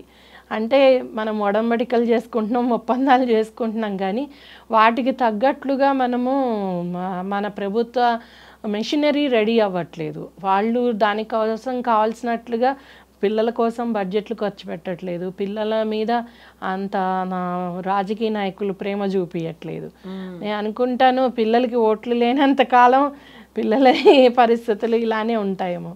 ఇప్పుడు కూడల్లో అడుక్కుంటున్నారు, ఎవరైనా పిల్లని పట్టుకుని చంటి పాపని వాళ్ళ పిల్లో కాడో తెలీదు. నేను వరంగల్లో రైల్వే స్టేషన్లో చూసేదాన్ని. రైల్వే స్టేషన్ చుట్టుపక్కల నుంచి తల్లులు ఇలా అడుక్కునే వాళ్ళు పిల్లల్ని రోజుకి 300 ఇచ్చి తీసుకెళ్లేవాళ్ళు. వీళ్ళు రోజంతా వాళ్ళకి ఏదో ఒకటి తాగిపిస్తే మత్తు మందుగా పడుకుని ఉంటారు. వాళ్ళు అడుక్కుని వచ్చాక సాయంత్రం పిల్లల్ని ఇచ్చేస్తారు. రోజు 300 వస్తాయి. సో వీళ్ళు కూడా కూలీ పనికి వెళ్ళిపోవచ్చు, పిల్లల్ని వాళ్ళకి ఇచ్చేయచ్చు. సో అలా నడిచేది. ఇప్పటికీ అది ఉంది, ఇంకా పెద్ద ఎత్తున ఉంది యాక్చువల్లీ. ఇప్పుడు 500, 600 తీసుకుంటున్నారు పిల్లల్ని ఆడుకోవడానికి ఇస్తే ఇట్లా. సో వాళ్ళ పొత్తిళ్ళల్లో ఉన్నది అసలు వాళ్ళ పిల్లలు కానే కాదు, వాళ్ళు ఎవరినో తీసుకొచ్చి పిల్లలు ఆడుకోవడానికి. అంటే మనం చంటి పిల్లల్ని చూడంగానే డెఫినెట్గా డబ్బులు వేస్తాం. సో ఆ బలహీనతని ఆసరాగా తీసుకుని వీళ్ళు చేస్తున్న పనులు. సో ఒక్కొక్కసారి వాళ్ళ పిల్లల్ని వెనక్కి తేలేదనుకోండి, ఫర్ ఎగ్జాంపుల్, ఏమైపోతారు, వీళ్ళు కంప్లైంట్ కూడా చేయలేరు. ఎందుకంటే వీళ్ళు చేసేది తప్పని వాళ్ళకి తెలుసు. ఎందుకు ఇచ్చారు, ఎలా ఇస్తున్నారు అనేది ఉంటుంది. సో అలాంటి కేసెస్ వల్లనే చాలా చోట్ల నార్దర్న్ స్టేట్స్ కానీ ఇక్కడి నుంచి పిల్లల్ని అక్కడ తీసుకెళ్ళడం కానీ, అఫ్కోర్స్ తల్లిదండ్రులకు తెలుసు అనుకోండి, మీ పిల్లలు జస్ట్ ఫ్యూ మంత్స్లో వెనక్కి ఇస్తాము, లేకపోతే మీ పిల్లలు ఇక్కడ ఉంటారు, మీరు మళ్ళీ మీకు సెకండ్ ఇన్స్టాల్మెంట్ ఇస్తాము, ఇలా ఏదో చెప్తారు. ఇనీషియల్ అమౌంట్ ఇస్తారు, 10,000 ఎంతో. ఇప్పుడు మనకి గాజుల పరిశ్రమలో లాస్ట్ టైం పట్టుకున్నప్పుడు ఆ పిల్లల తల్లిదండ్రులకు అంతే, ఓ 10,000, కొంతమంది మరీ గట్టిగా అడిగిన వాళ్ళకి 50,000 దాకా ఇచ్చారు. తర్వాత ఏమి ఇయ్యరు అసలు. ఆ మిడిల్ పర్సన్ మళ్ళీ దొరకడు. దొరికినా కూడా మాకేం తెలుసు, ఆ పిల్లలు అక్కడెక్కడో ఉన్నారు, ఏదో చెప్తాడు. మా చేతిలో ఉండదు. ఎందుకంటే ఒక ట్రాఫికింగ్లో ఒక పర్సన్ పనిచేయడు, స్పాటర్స్ ఉంటారు, ట్రాన్స్పోర్టర్స్ ఉంటారు, తర్వాత సెల్లర్స్ ఉంటారు, మళ్ళీ దాని తర్వాత ఇదంతా నడిపే గ్యాంగ్ యాక్చువల్ లీడర్స్ ఉంటారు. వాళ్ళు కూడా ఒక సబ్ కేటగిరీ. అసలు లీడర్స్ ఎవరైతే బాగా ఇన్ఫ్లుయెన్షియల్ పర్సన్స్ వాళ్ళు వేరే ఉంటారు, వాళ్ళు ఎప్పుడు పిక్చర్లోకి రారు. సో ఈ అక్రమ రవాణాలో ఇలాగ పిల్లలతోని పట్టుకోవడం కూడా చాలా కష్టం. అందుకే ఎప్పుడైనా దొరికినా ఈ సెలెక్టర్స్ కానీ ట్రాన్స్పోర్టర్స్ కానీ దొరుకుతారు, కానీ అసలు ట్రాఫికర్స్ని మనం పట్టుకోలేం. ఎక్కడో వాడు నైజీరియాలో కూర్చుని ఇక్కడ అమ్మచ్చు పిల్లల్ని, లేకపోతే ఎక్కడో యుఎస్లో కూర్చుని పిల్లల్ని అమ్మచ్చు. ఇవాళ రేపు ఉన్న టెక్నాలజీని, ఎన్క్రిప్టెడ్ వాట్సాప్ దాన్ని, లేకపోతే డార్క్ నెట్ని వాడుకుని పిల్లల్ని అమ్మడము, పిల్లల్ని లైంగికంగా వాడుకోవడానికి, ఇలాంటి వాటన్నిటికీ ఇవి టెక్నాలజీ చాలా ఉపయోగపడుతుంది.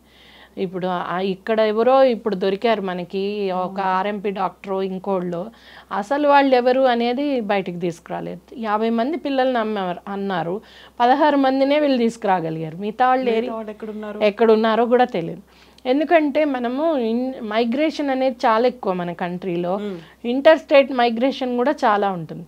నీ ఆధార్ కార్డ్ ఎక్కడో ఉంటుంది, అక్కడ ఉండరు ఆ పర్సన్, ఆ ఫ్యామిలీ ఉండదు. సో పట్టుకోవడం అనేది చాలా కష్టం. ఇప్పుడు దాకా మనం మాట్లాడుకున్నవన్నీ ఒక్కరిని పట్టుకున్నారు కాబట్టి వెలుగులోకి వచ్చినటువంటి విషయాలు ఇవి. అందులో కూడా మిస్ అయినటువంటి వాళ్ళు ఇంతమంది ఉన్నప్పుడు ఇందులో 2 రకాలు. ఎలా అయితే అక్రమ రవాణా చేస్తున్నారో అదొక కేసు అయితే, అక్రమంగా దత్తత తీసుకున్న వాళ్ళు, ఆ పేరెంట్స్, వాళ్ళది కూడా ఒక నేరమే కదా. దాన్ని ఎలా పరిగణిస్తారు, అసలు ఎలా చూస్తారు? అంటే వాళ్ళ మీద కూడా కేసు పెట్టచ్చండి. జూనైల్ జస్టిస్ యాక్ట్ సెక్షన్ 80, 81 ఏం చెప్తుందంటే, అక్రమంగా అంటే దత్తత ప్రక్రియ ప్రకారం కాకుండా అక్రమంగా దత్తత తీసుకోవడం అనేది నేరం. దానికి 5 ఏళ్ల నుంచి 7 ఏళ్ళు జైలు శిక్ష ఉంది, తర్వాత జరిమానా విధించవచ్చు. అందుకనే కదా ఇప్పుడు మొన్న పట్టుకున్న కేసులో ఆ తల్లిదండ్రులు అందరి మీద కేసులు పెట్టడం జరిగింది.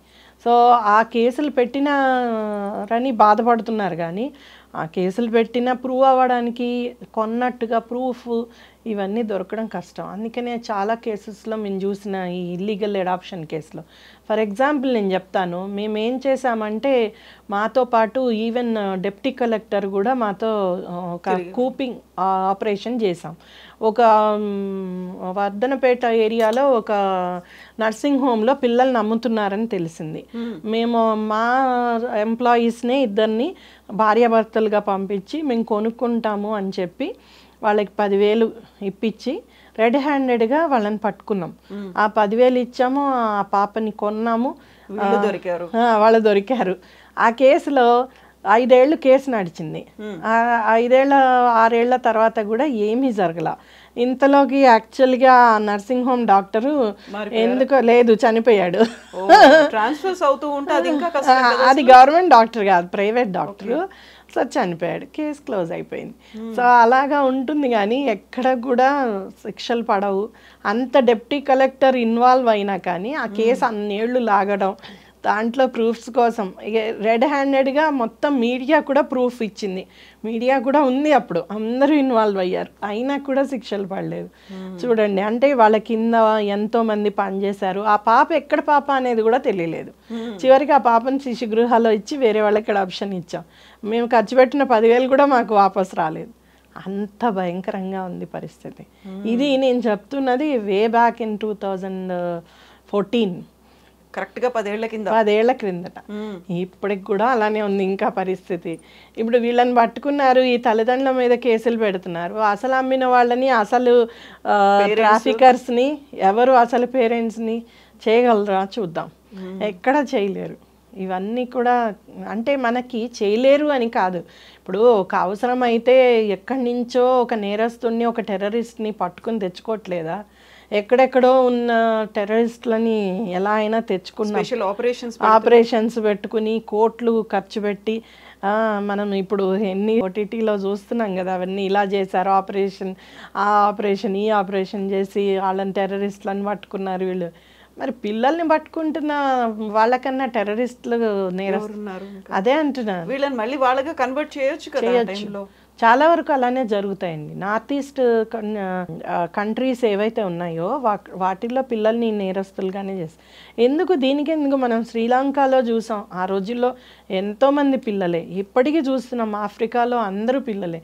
అక్కడైతే ఇంకా ఘోరం ఏంటంటే ఒకేసారి 200 మందిని 300 మంది పిల్లల్ని తీసుకెళ్ళిపోతారు, రిక్రూట్ చేసుకుంటున్నారు. అంత ఇదిగా పిల్లలు అంటే ప్రపంచ దేశాలన్నిట్లోనూ ఈ సమస్య ఉంది.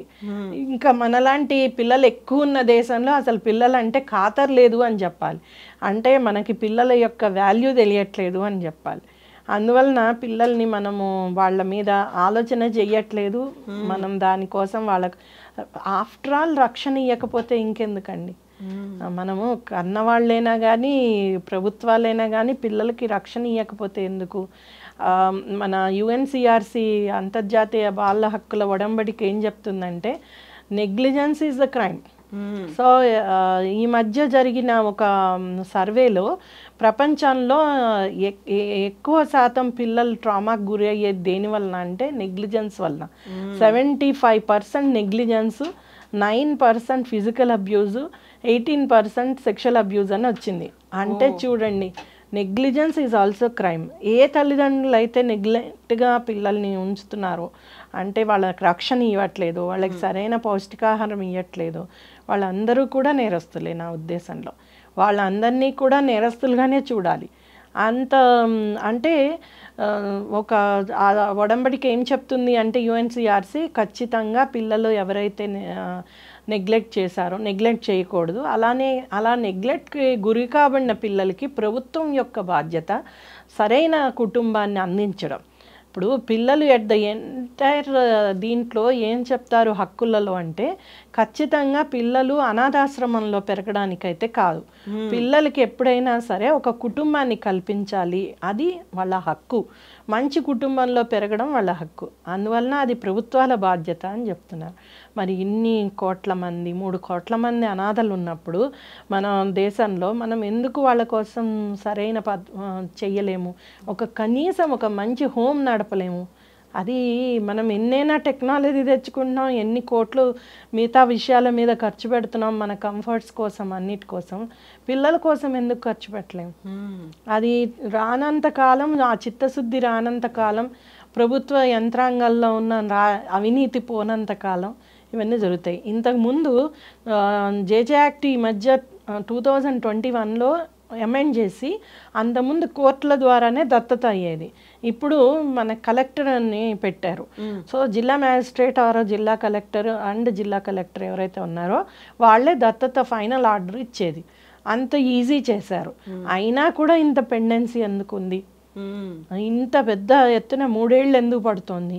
ఎందుకంటే ప్రతి కలెక్టరు వాళ్ళ పనులలోనే బిజీ. వాళ్ళు పిల్లల గురించి ఏం ఆలోచిస్తారు? సరిగ్గా మ్యాచ్ అయ్యారా లేదా, ఆ తల్లిదండ్రులు కరెక్టా కాదా అని ఏం ఆలోచిస్తారు? కోర్టులోనూ జాప్యం అవుతోందని వీళ్ళ దగ్గర పెట్టినా ఇక్కడ జాప్యం అవుతోంది, లేట్ అవుతోంది. అండ్ ఇంకొకటి, అంటే కోర్టైనా నేరం చేస్తే ఏదైనా తప్పులు ఉన్నాయంటే గుర్తిస్తుంది లీగల్గా. అట్లీస్ట్ లీగల్గా ఇక్కడ గుర్తించడానికి కలెక్టర్ల దగ్గర ఏముండదు. సో అలా దత్తత తీసుకుని మిస్యూజ్ చేస్తున్న పిల్లలు కూడా ఉన్నారు. సో అది కూడా ఒకటి. అందుకని స్పీడప్ చేయాలి. ఇప్పుడు ఈ మధ్య వచ్చిన తెలంగాణ కొత్త ప్రభుత్వం అదే చెప్పింది, దత్తతని స్పీడప్ చేయండి. కానీ దానికి కావాల్సిన ఖచ్చితమైన పద్ధతులు ఇప్పుడు నేను చెప్పాను, వేరే దేశాల్లో ఉన్నాయి. ఆ పద్ధతుల్ని మనం అవలంబిస్తూ ఫాస్ట్గా పిల్లల్ని ఇవ్వగలిగితే కనీసం ఈ అమ్మడం కొనడం అనేది కొంత తగ్గుతుంది. ఏదైతే అపోహ ఉందో, నేను దత్తత తీసుకుంటే ఇన్నేళ్ళు పడుతుంది అనేది అపోహ ఉందో అది తగ్గుతుంది. మేము తరుణి ఉయ్యలలు పెట్టినప్పుడు మమ్మల్ని ఇలానే అడిగేవాళ్ళు. ఎన్నేళ్ళు, దాదాపు 10 ఏళ్ల దాకా నాకు కాల్స్ వచ్చేవి. ఏమని, మీరు పిల్లల్ని ఇస్తారా, మీ ఉయ్యల్లో పిల్లలు పడ్డారట, ఉంటారా, ఇస్తారా అనేసి. అంటే అంత ఇదిగా తల్లిదండ్రులు, ఇదంతా లెంతీ ప్రాసెస్, ఇదంతా ఎందుకు, ఈజీగా వెళ్ళిపోయి మాట్లాడుకొని తెచ్చుకోవచ్చు కదా అనేది. అవును, పూర్వం అలానే కదండి. ఎవరైనా పిల్లలు వద్దంటే అనాథ శరణాలయాల ముందు ఉయ్యళ్ళు ఉండేవి, దాంట్లో వేసేవాళ్ళు. ఎవరైనా దత్తత కావాల్సిన వాళ్ళని వాళ్ళకి కొద్దిగా వెరిఫై చేసి వాళ్ళు ఇచ్చేసేవాళ్ళు. తర్వాత కావాలంటే అది కోర్టులో ఇది చేసుకునేవాళ్ళు, రాటిఫై చేసుకునేవాళ్ళు. ఇప్పుడేమో ఇన్ని ప్రక్రియలు పెట్టి, ఇంత సెంట్రల్లీ ఒకే దగ్గర నుంచి చెయ్యాలని పెట్టి, దాంట్లో వాళ్ళు చెయ్యలేకపోవడం, దానికి ప్రత్యేక విభాగం లేకపోవడం, మళ్ళీ మహిళా శిశు సంక్షేమ అధికారులే పనిచేయాలి. వాళ్ళకున్న పనులలో ఇది ఒక పని. అలానే చైల్డ్ వెల్ఫేర్ కమిటీ వాళ్ళు ఉన్న పనులలో ఇది ఒక పని, చూసుకోవడం. సో ఎవ్వరూ పట్టించుకోరు, ఎవరు ఇది చేయరు. నీకు అసలు ఎంతమంది వస్తున్నారు, ఎంతమంది వెళ్తున్నారు, ఎంతమందికి ఏమైంది అనేది కూడా లెక్కలు ఉండవు. అది అందుకనే మొదటి నుంచి నేను అడుగుతుంది ఏంటంటే, మినిస్ట్రీని కూడా చైల్డ్కి డిఫరెంట్ మినిస్ట్రీ రావాలండి. ఉమెన్ అండ్ చిల్డ్రన్ని కలిపారు కదా, అలా కలపకుండా ఎప్పుడైతే 40% ఆఫ్ ది పాపులేషన్ ఉన్నప్పుడు ప్రత్యేక మినిస్ట్రీ ఎందుకు ఉండకూడదు? ఇప్పుడు ట్రైబల్స్ 9%, మైనారిటీస్ 9% ఉన్నారు.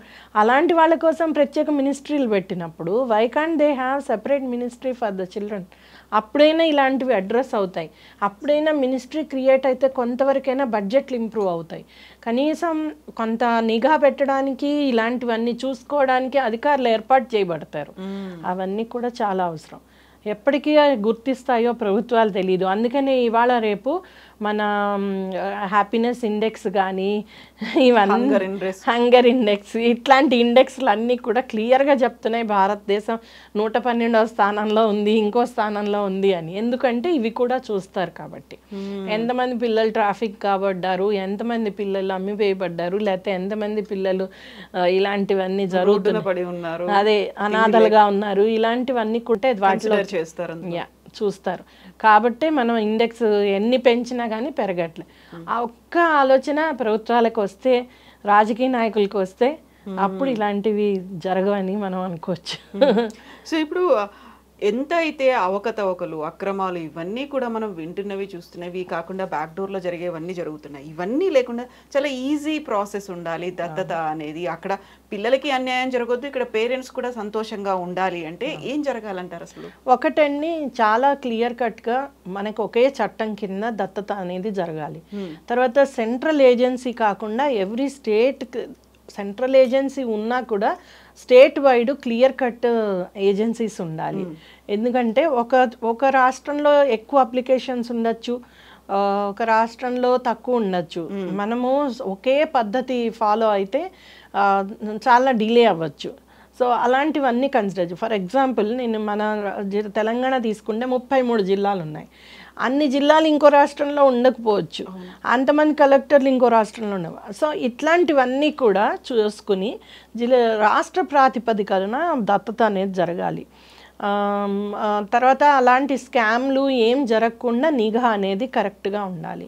నేను అన్నట్లుగా నేషన్ వైడ్ చైల్డ్ ట్రాఫికింగ్ మీద టాస్క్ ఫోర్స్ ఉండాలి, ఒక నేషనల్ బ్యూరో ఉండాలి, పోలీస్ అంతా కూడా ఒకే పోలీసు వర్క్ చేయగలగాలి, ఇలాంటి ముఠాలని వెంటనే నేరస్తుల్ని శిక్షించగలగాలి. అప్పుడే కాస్త భయం అనేది వస్తుంది, అమ్మో పిల్లల్ని ముట్టుకోవడం చాలా కష్టం అనేది వస్తుంది. ఇప్పుడు డ్రగ్స్ ఇలాంటివంటే ఏవో చిన్న ప్యాకెట్లలో పెట్టుకుని అమ్ముతున్నారు, బంగారం తీసుకొస్తున్నారు, ఇంకోటి స్మగుల్ చేస్తున్నారు. పిల్లల్ని స్మగుల్ చేయడం చాలా ఈజీ అయిపోతుంది. ఎవరం క్వశ్చన్ చేయం, మీ పిల్లాడా కాదా మీతో ఉన్నాడు అనేది ఎవరం అడగం కదా. అది తర్వాత అలా అడిగితే మనమే న్యూసెన్స్ చేసినట్టు ఫీల్ అవుతారు, అక్కడ గొడవ చేస్తారు.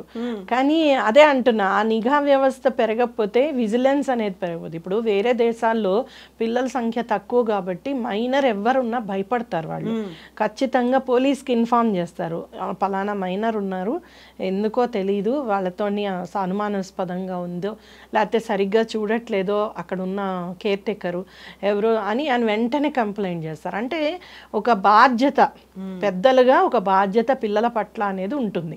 మన దగ్గర లేదండి అది. ఒకప్పుడు మనం పిల్లలు అంటే మనం ఇంకేముంది, దేవతలు, పిల్లలు అంటే ఒక వరంగా భావించిన వాళ్ళు ఇప్పుడు ఏంటంటే అంగడి సరుకు అయిపోయారు. పిల్లలు అంటే ఎప్పుడు బరువు అయిపోయారు. అలాంటప్పుడు కనద్దు. ఎవరికనమన్నారు? మనం ఒక పక్క పిల్లల భారము నేను చూసుకోలేను, వచ్చినప్పటి నుంచి పిల్లల్ని ట్యూషన్కి పంపించేయాలి, లేకపోతే ఇంట్లో లేకుండా చూడాలి, సమ్మర్ అంతా సమ్మర్ క్యాంపు పంపాలి, మేము ఎక్కడా తల్లిదండ్రులం బాధ్యత తీసుకోము అని అనుకుంటున్నారు.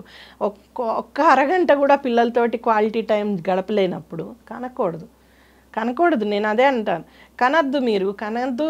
అట్లీస్ట్ ఎవరైతే నిజంగా చూసుకుంటాం అనుకునే వాళ్ళే కనండి. నిజంగా మేము టైం ఇస్తాము, మా లైఫ్లో మేము మా కంఫర్ట్స్ మా లైఫ్ పక్కగా పెట్టుకుని మేము పిల్లల్ని పెంచుకుంటాము అనుకున్న వాళ్ళే టైం ఇవ్వండి. అందుకని వ్యవస్థ ఆలోచన విధానం కూడా మారాలి. ఇప్పుడు ఫారిన్ కంట్రీస్లో వాళ్ళు పిల్లల్ని కనాలి అంటే చాలా ఆలోచిస్తారు, అండ్ ప్రభుత్వాలు కూడా దానికి చాలా సపోర్ట్ ఇస్తాయి. ఒక పిల్లాన్ని పెంచాలి అంటే ఇప్పుడు యూరోపియన్ కంట్రీస్లో వాళ్ళు ఖచ్చితంగా ఆ పిల్లలకి కావాల్సినవన్నీ ఇస్తారు. అండ్ వాళ్ళు పెరిగేంత వరకు, స్కూలింగ్ అయ్యేంత వరకు వాళ్ళకి స్కాలర్షిప్ ఇస్తారు. అంత ఇంకా వాళ్ళు అక్కడ పేరెంట్స్కి పిల్లలు తక్కువ కాబట్టి కనండి అని ఇలాంటివన్నీ ఎంకరేజ్ ఇప్పుడు మా పిల్లలు చెప్తున్నారు, అమ్మో పిల్లలంటే ఇవాళ రేపు చాలా ఖర్చు, పాల డబ్బాలే 1000 రూపాయలు ఉంటే డబ్బా 1000 రూపాయలు అంటే ఎవరు కొనుక్కుంటాని పిల్లలకి ఏం పెట్టగలుగుతారు? సో అలాంటి అంటే వాళ్ళ ఉత్పత్తులు, పిల్లలకి సంబంధించిన పౌష్టికాహార ఉత్పత్తులు కూడా రేట్లు పెంచడం, అవన్నీ తగ్గించాలి. పిల్లలకి కావాల్సిన, ఇప్పుడు ఫారిన్ కంట్రీస్లో మీకు పాలు అంటే చాలా తక్కువ ఉంటుంది రేట్. పిల్లలు ఏవైనా కానీ కొనాలి అంటే ప్రొడక్ట్స్ అన్నీ తక్కువ రేటు ఉంటాయి. పిల్లలకి బొమ్మలు ఇవన్నీ కూడా చాలా తక్కువ రేట్లో అమ్ముతారు. మన కంట్రీలో దాని మీద ఇదే లేదు.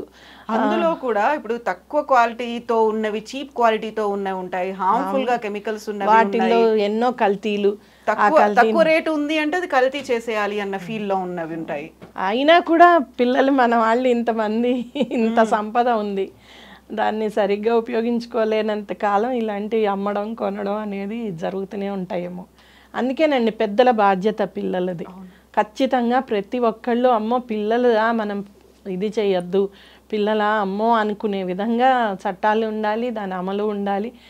రాజకీయ నాయకుల, ప్రభుత్వ అధికారుల వీళ్ళందరూ కూడా చిత్తశుద్ధితోటి అనుకోగలిగినప్పుడే మార్చగలం. లేకపోతే 0 to 6 years వరకే అంగన్వాడీలు పెట్టి పౌష్టికాహారం ఇచ్చి అన్నీ చేస్తున్నాము. ఆఫ్టర్ 6 years ఏ స్కూల్లోనూ ఎక్కడ కూడా వాళ్ళ హెల్త్ ఈ చెకప్లు కానీ సరిగ్గా ఏవీ జరగట్లేదు. వాళ్ళకి కావాల్సిన మధ్యాహ్న భోజనాలు, ఒక్క పూట భోజనం పెట్టడానికి కూడా ప్రభుత్వాలు కష్టపడుతున్నాయి. అది హాలిడేస్ వచ్చాయి, సమ్మర్ హాలిడేస్, ఇంకేదైనా పండగ హాలిడేస్ అంటే అప్పుడు కష్టం, వాళ్ళకి ఫుడ్ దొరకదు. న్యాచురల్లీ కదండి, ఏముండదు ఇంకా సమ్మర్ అంతా వాళ్ళకి. సో ఇవన్నీ కూడా అంటే నేను అందుకే అంటున్నాను, కానీ వాళ్ళు బాధ్యత తీసుకోవాలి, ప్రభుత్వాలు వాళ్ళకి సపోర్ట్గా నిలబడగలగాలి అంటున్నాము అంటే. అలానే ప్రతి తల్లిదండ్రులకి పేరెంటింగ్ మీద, పిల్లల్ని ఎలా రక్షించుకోవాలి అనే దాని మీద వాళ్ళకి ట్రైనింగ్స్ ఇవ్వాలి, అది కంపల్సరీ చెయ్యాలి. ఇవన్నీ చేస్తే మనము ఆధార్ కార్డులు ఇన్ని కోట్ల మందికి సృష్టించగలుగుతున్నాము, ఇన్ని రకాలుగా ఎన్నో చేయగలుగుతున్నాము. టెక్నాలజీని పిల్లల్ని కూడా అంతే ఇదిగా జాగ్రత్తగా మనం చూసుకోవాల్సిన అవసరం చాలా ఉంది. సో మమత గారు, మీతో మాట్లాడుతుంటే 2 అంశాలు నాకు గుర్తొచ్చాయి. ఈ మధ్య కాలంలో వచ్చినటువంటి ఒక సినిమా, అంటే రియల్ లైఫ్ని బేస్ చేసుకొని వచ్చినటువంటి మిస్సెస్ చటర్జీ వర్సెస్ నార్వే. అక్కడ ఇండియన్ పేరెంట్స్, ఇండియన్ మదర్ ప్రాపర్గా చూసుకోలేకపోతుంది పిల్లల్ని, వాళ్ళకి తగ్గట్టుగా అక్కడ ఆ దేశానికి అనుగుణంగా ఉన్నటువంటి వాటిని తగ్గట్టుగా అని ఫాస్టర్ హోమ్కి 2 పిల్లల్ని తీసుకెళ్తారు. అంటే అంత జాగ్రత్తగా చూసుకునే కంట్రీస్, అంటే మనకున్నటువంటి సెంటిమెంట్స్, మనం పిల్లల్ని చూసుకునే పద్ధతిలో డిఫరెంట్గా ఉన్నప్పటికీ కూడా పిల్లల్ని ఎంత ప్రాపర్గా చూసుకోవాలి, ఎంత హైజీన్ మెయింటైన్ చేయాలి, వాళ్ళకి కావాల్సిన ఎంత సైంటిఫిక్ పద్ధతిలో పెంచాలి, ఇవన్నీ ఉంటాయి కదా. అన్నిటి గురించి ఆలోచించుకోవాలి పేరెంట్స్, ముఖ్యంగా మదర్ అని అంటారు. ఇదంతా బర్డెన్ కూడా పడుతుంది అనుకుంటున్నారా ఏంటి అసలు? అంటే యాక్చువల్ అండి, అలాంటి చట్టాలు మనకి 2000 సంవత్సరంలోనే వచ్చాయి. ఇప్పుడు జేజే యాక్ట్ ఏదైతే ఉందో, నార్వేలో ఎలా అయితే పిల్లల్ని సరిగ్గా చూడకపోతే తల్లిదండ్రుల నుంచి తీసేసుకెళ్ళచ్చు అనేది అంటుందో, అలాగనే మనం కూడా పిల్లల్ని తీసేసుకోవచ్చు చైల్డ్ వెల్ఫేర్ కమిటీ జేజే యాక్ట్ కింద. అంత మంచి చట్టాలు మనకి ఉన్నాయి. కానీ పిల్లల సంఖ్య ఎక్కువ అవడం, ఎక్కువ జనాభా కలిగి ఉండడం, తర్వాత బడ్జెట్స్ కేటాయించకపోవడం, సరైన యంత్రాంగం లేకపోవడం వీళ్ళని చూడడానికి, ఇవన్నీ వెరిఫై చేయడం. ఇప్పుడు అక్కడ అంటే వాళ్ళు 2 నెలలు ఒక 2 మనుషులు ఆఫీసర్లు రోజు వచ్చి కూర్చుని పిల్లల్ని ఎలా పెంచుతుందని, మనకి ఎక్కడ ఉంది అలాగా? అంత ఎక్విప్మెంట్ లేదు. ఎంతోమంది పిల్లలు జస్ట్ ఉయ్యల్లో వేసి వాళ్ళకి మత్తులాగా ఇచ్చేసి పనులకు వెళ్ళిపోతారు గిరిజన గ్రామాల్లో. సో ఆ పిల్లలు ఎలా పెరిగి పెద్ద అవుతున్నారో దేవుడికే తెలుసు. తర్వాత ఎన్ని రకాల రోగాల బారిన పడుతున్నారు, ఎంతమంది చనిపోతున్నారు, ఎంతమంది బతుకుతున్నారు అనేది కూడా ఆ దేవుడికే తెలియాలి. ఎందుకంటే మన దగ్గర ఏవి కూడా సరైన లెక్కలు లేవు. సో శిశుమరణాల రేటు తగ్గించాము, 60 నుంచి 50కి తెచ్చాము, లేకపోతే 70 నుంచి 60కి తెచ్చాం, ఇవన్నీ మాట్లాడుకుంటున్నాం. కానీ అసలు పుట్టిన పిల్లలు లెక్క లేదు, ఎంతమంది బతుకుతున్నారో లెక్క సరిగ్గా లేదు, ఎక్కడ పుడుతున్నారో కూడా ఇంకా లెక్క లేదు. అలాంటి పరిస్థితిలో మనం ఉన్నాం. సో అంటే మనం సూపర్ పవర్ అవ్వాలి అని అనుకుంటే ఇవన్నీ కన్సిడర్ చేయాలి, తప్పనిసరిగా చేయాలి. భారత్ సూపర్ పవర్ ఎప్పుడవుతుంది? తమ సంపద ఇక్కడ మ్యాక్సిమం చిల్డ్రన్ ఉన్న కంట్రీ ఇది. సో దీని మీద దృష్టి పెట్టకపోతే ఎవరు సూపర్ పవర్ అవ్వరండి. దేశ భవిష్యత్తు అంటే మిగతావి కాదు, యంగ్ జనరేషన్, నెక్స్ట్ జనరేషన్ మీద ఫోకస్. డెఫినెట్గా ఇప్పుడు పోషకాహారం లేని పిల్లలు పెరిగి రేపొద్దున ఏమవుతారు? రోగిస్ట్లో సిటిజన్స్గా ఏం ప్రొడక్టివిటీ ఇస్తారు కంట్రీకి? అలాగనే భద్రత లేని, తర్వాత వేధింపులకి గురైన పిల్లలు రేపొద్దున్న మంచి పౌరులుగా ఎలా ఉంటారు? పర్వర్టెడ్ పౌరులుగా ఉంటారు, కాన్ఫ్లిక్ట్, అన్ని ప్రాబ్లమ్స్ క్రియేట్ చేసే పౌరులుగా. నిన్ననే వాడెవడో డ్రగ్స్ తీసుకుని కట్ చేసుకుని వీడియోలు చేశాడు అంటే చూడండి, దాంట్లో ఎన్నో రకాల వెనుక బ్యాక్గ్రౌండ్లో వాడి చిన్నతనము, వాడి పుట్టుక, వాడి చిన్నతనము, తల్లిదండ్రుల నిర్లక్ష్యము, ఉన్న అట్మాస్ఫియరు ఎన్నో ప్లే చేసాయి. మనము అదొకటి వాడేదో తప్పు చేశాడు, డ్రగ్స్ తీసుకుని ఇలా చేశాడు, అది గొప్పగా చేశాడు అనేది అనుకుంటున్నాం. కానీ ఆ వెనకాల ఎంతమంది అయితే కారణం ఉన్నారు, టీచర్లు అయి ఉండొచ్చు, పేరెంట్స్ అయి ఉండొచ్చు, చుట్టూ ఉన్న జనం అయి ఉండొచ్చు, ఫ్రెండ్స్ అయి ఉండొచ్చు, ఎన్ని కుటుంబాలు ఉన్నాయో అతను పెరిగేంత స్థితి వరకు, అవన్నీ కూడా మనం లెక్క చేయట్లేదు. అంత అంటే వాళ్ళందరూ నేరస్తులే, ఆ నెగ్లిజెన్స్ ఇచ్చారు కాబట్టి వాడు అలా అయిపోయాడు. సో అది మనం గమనించుకోవట్లేదు.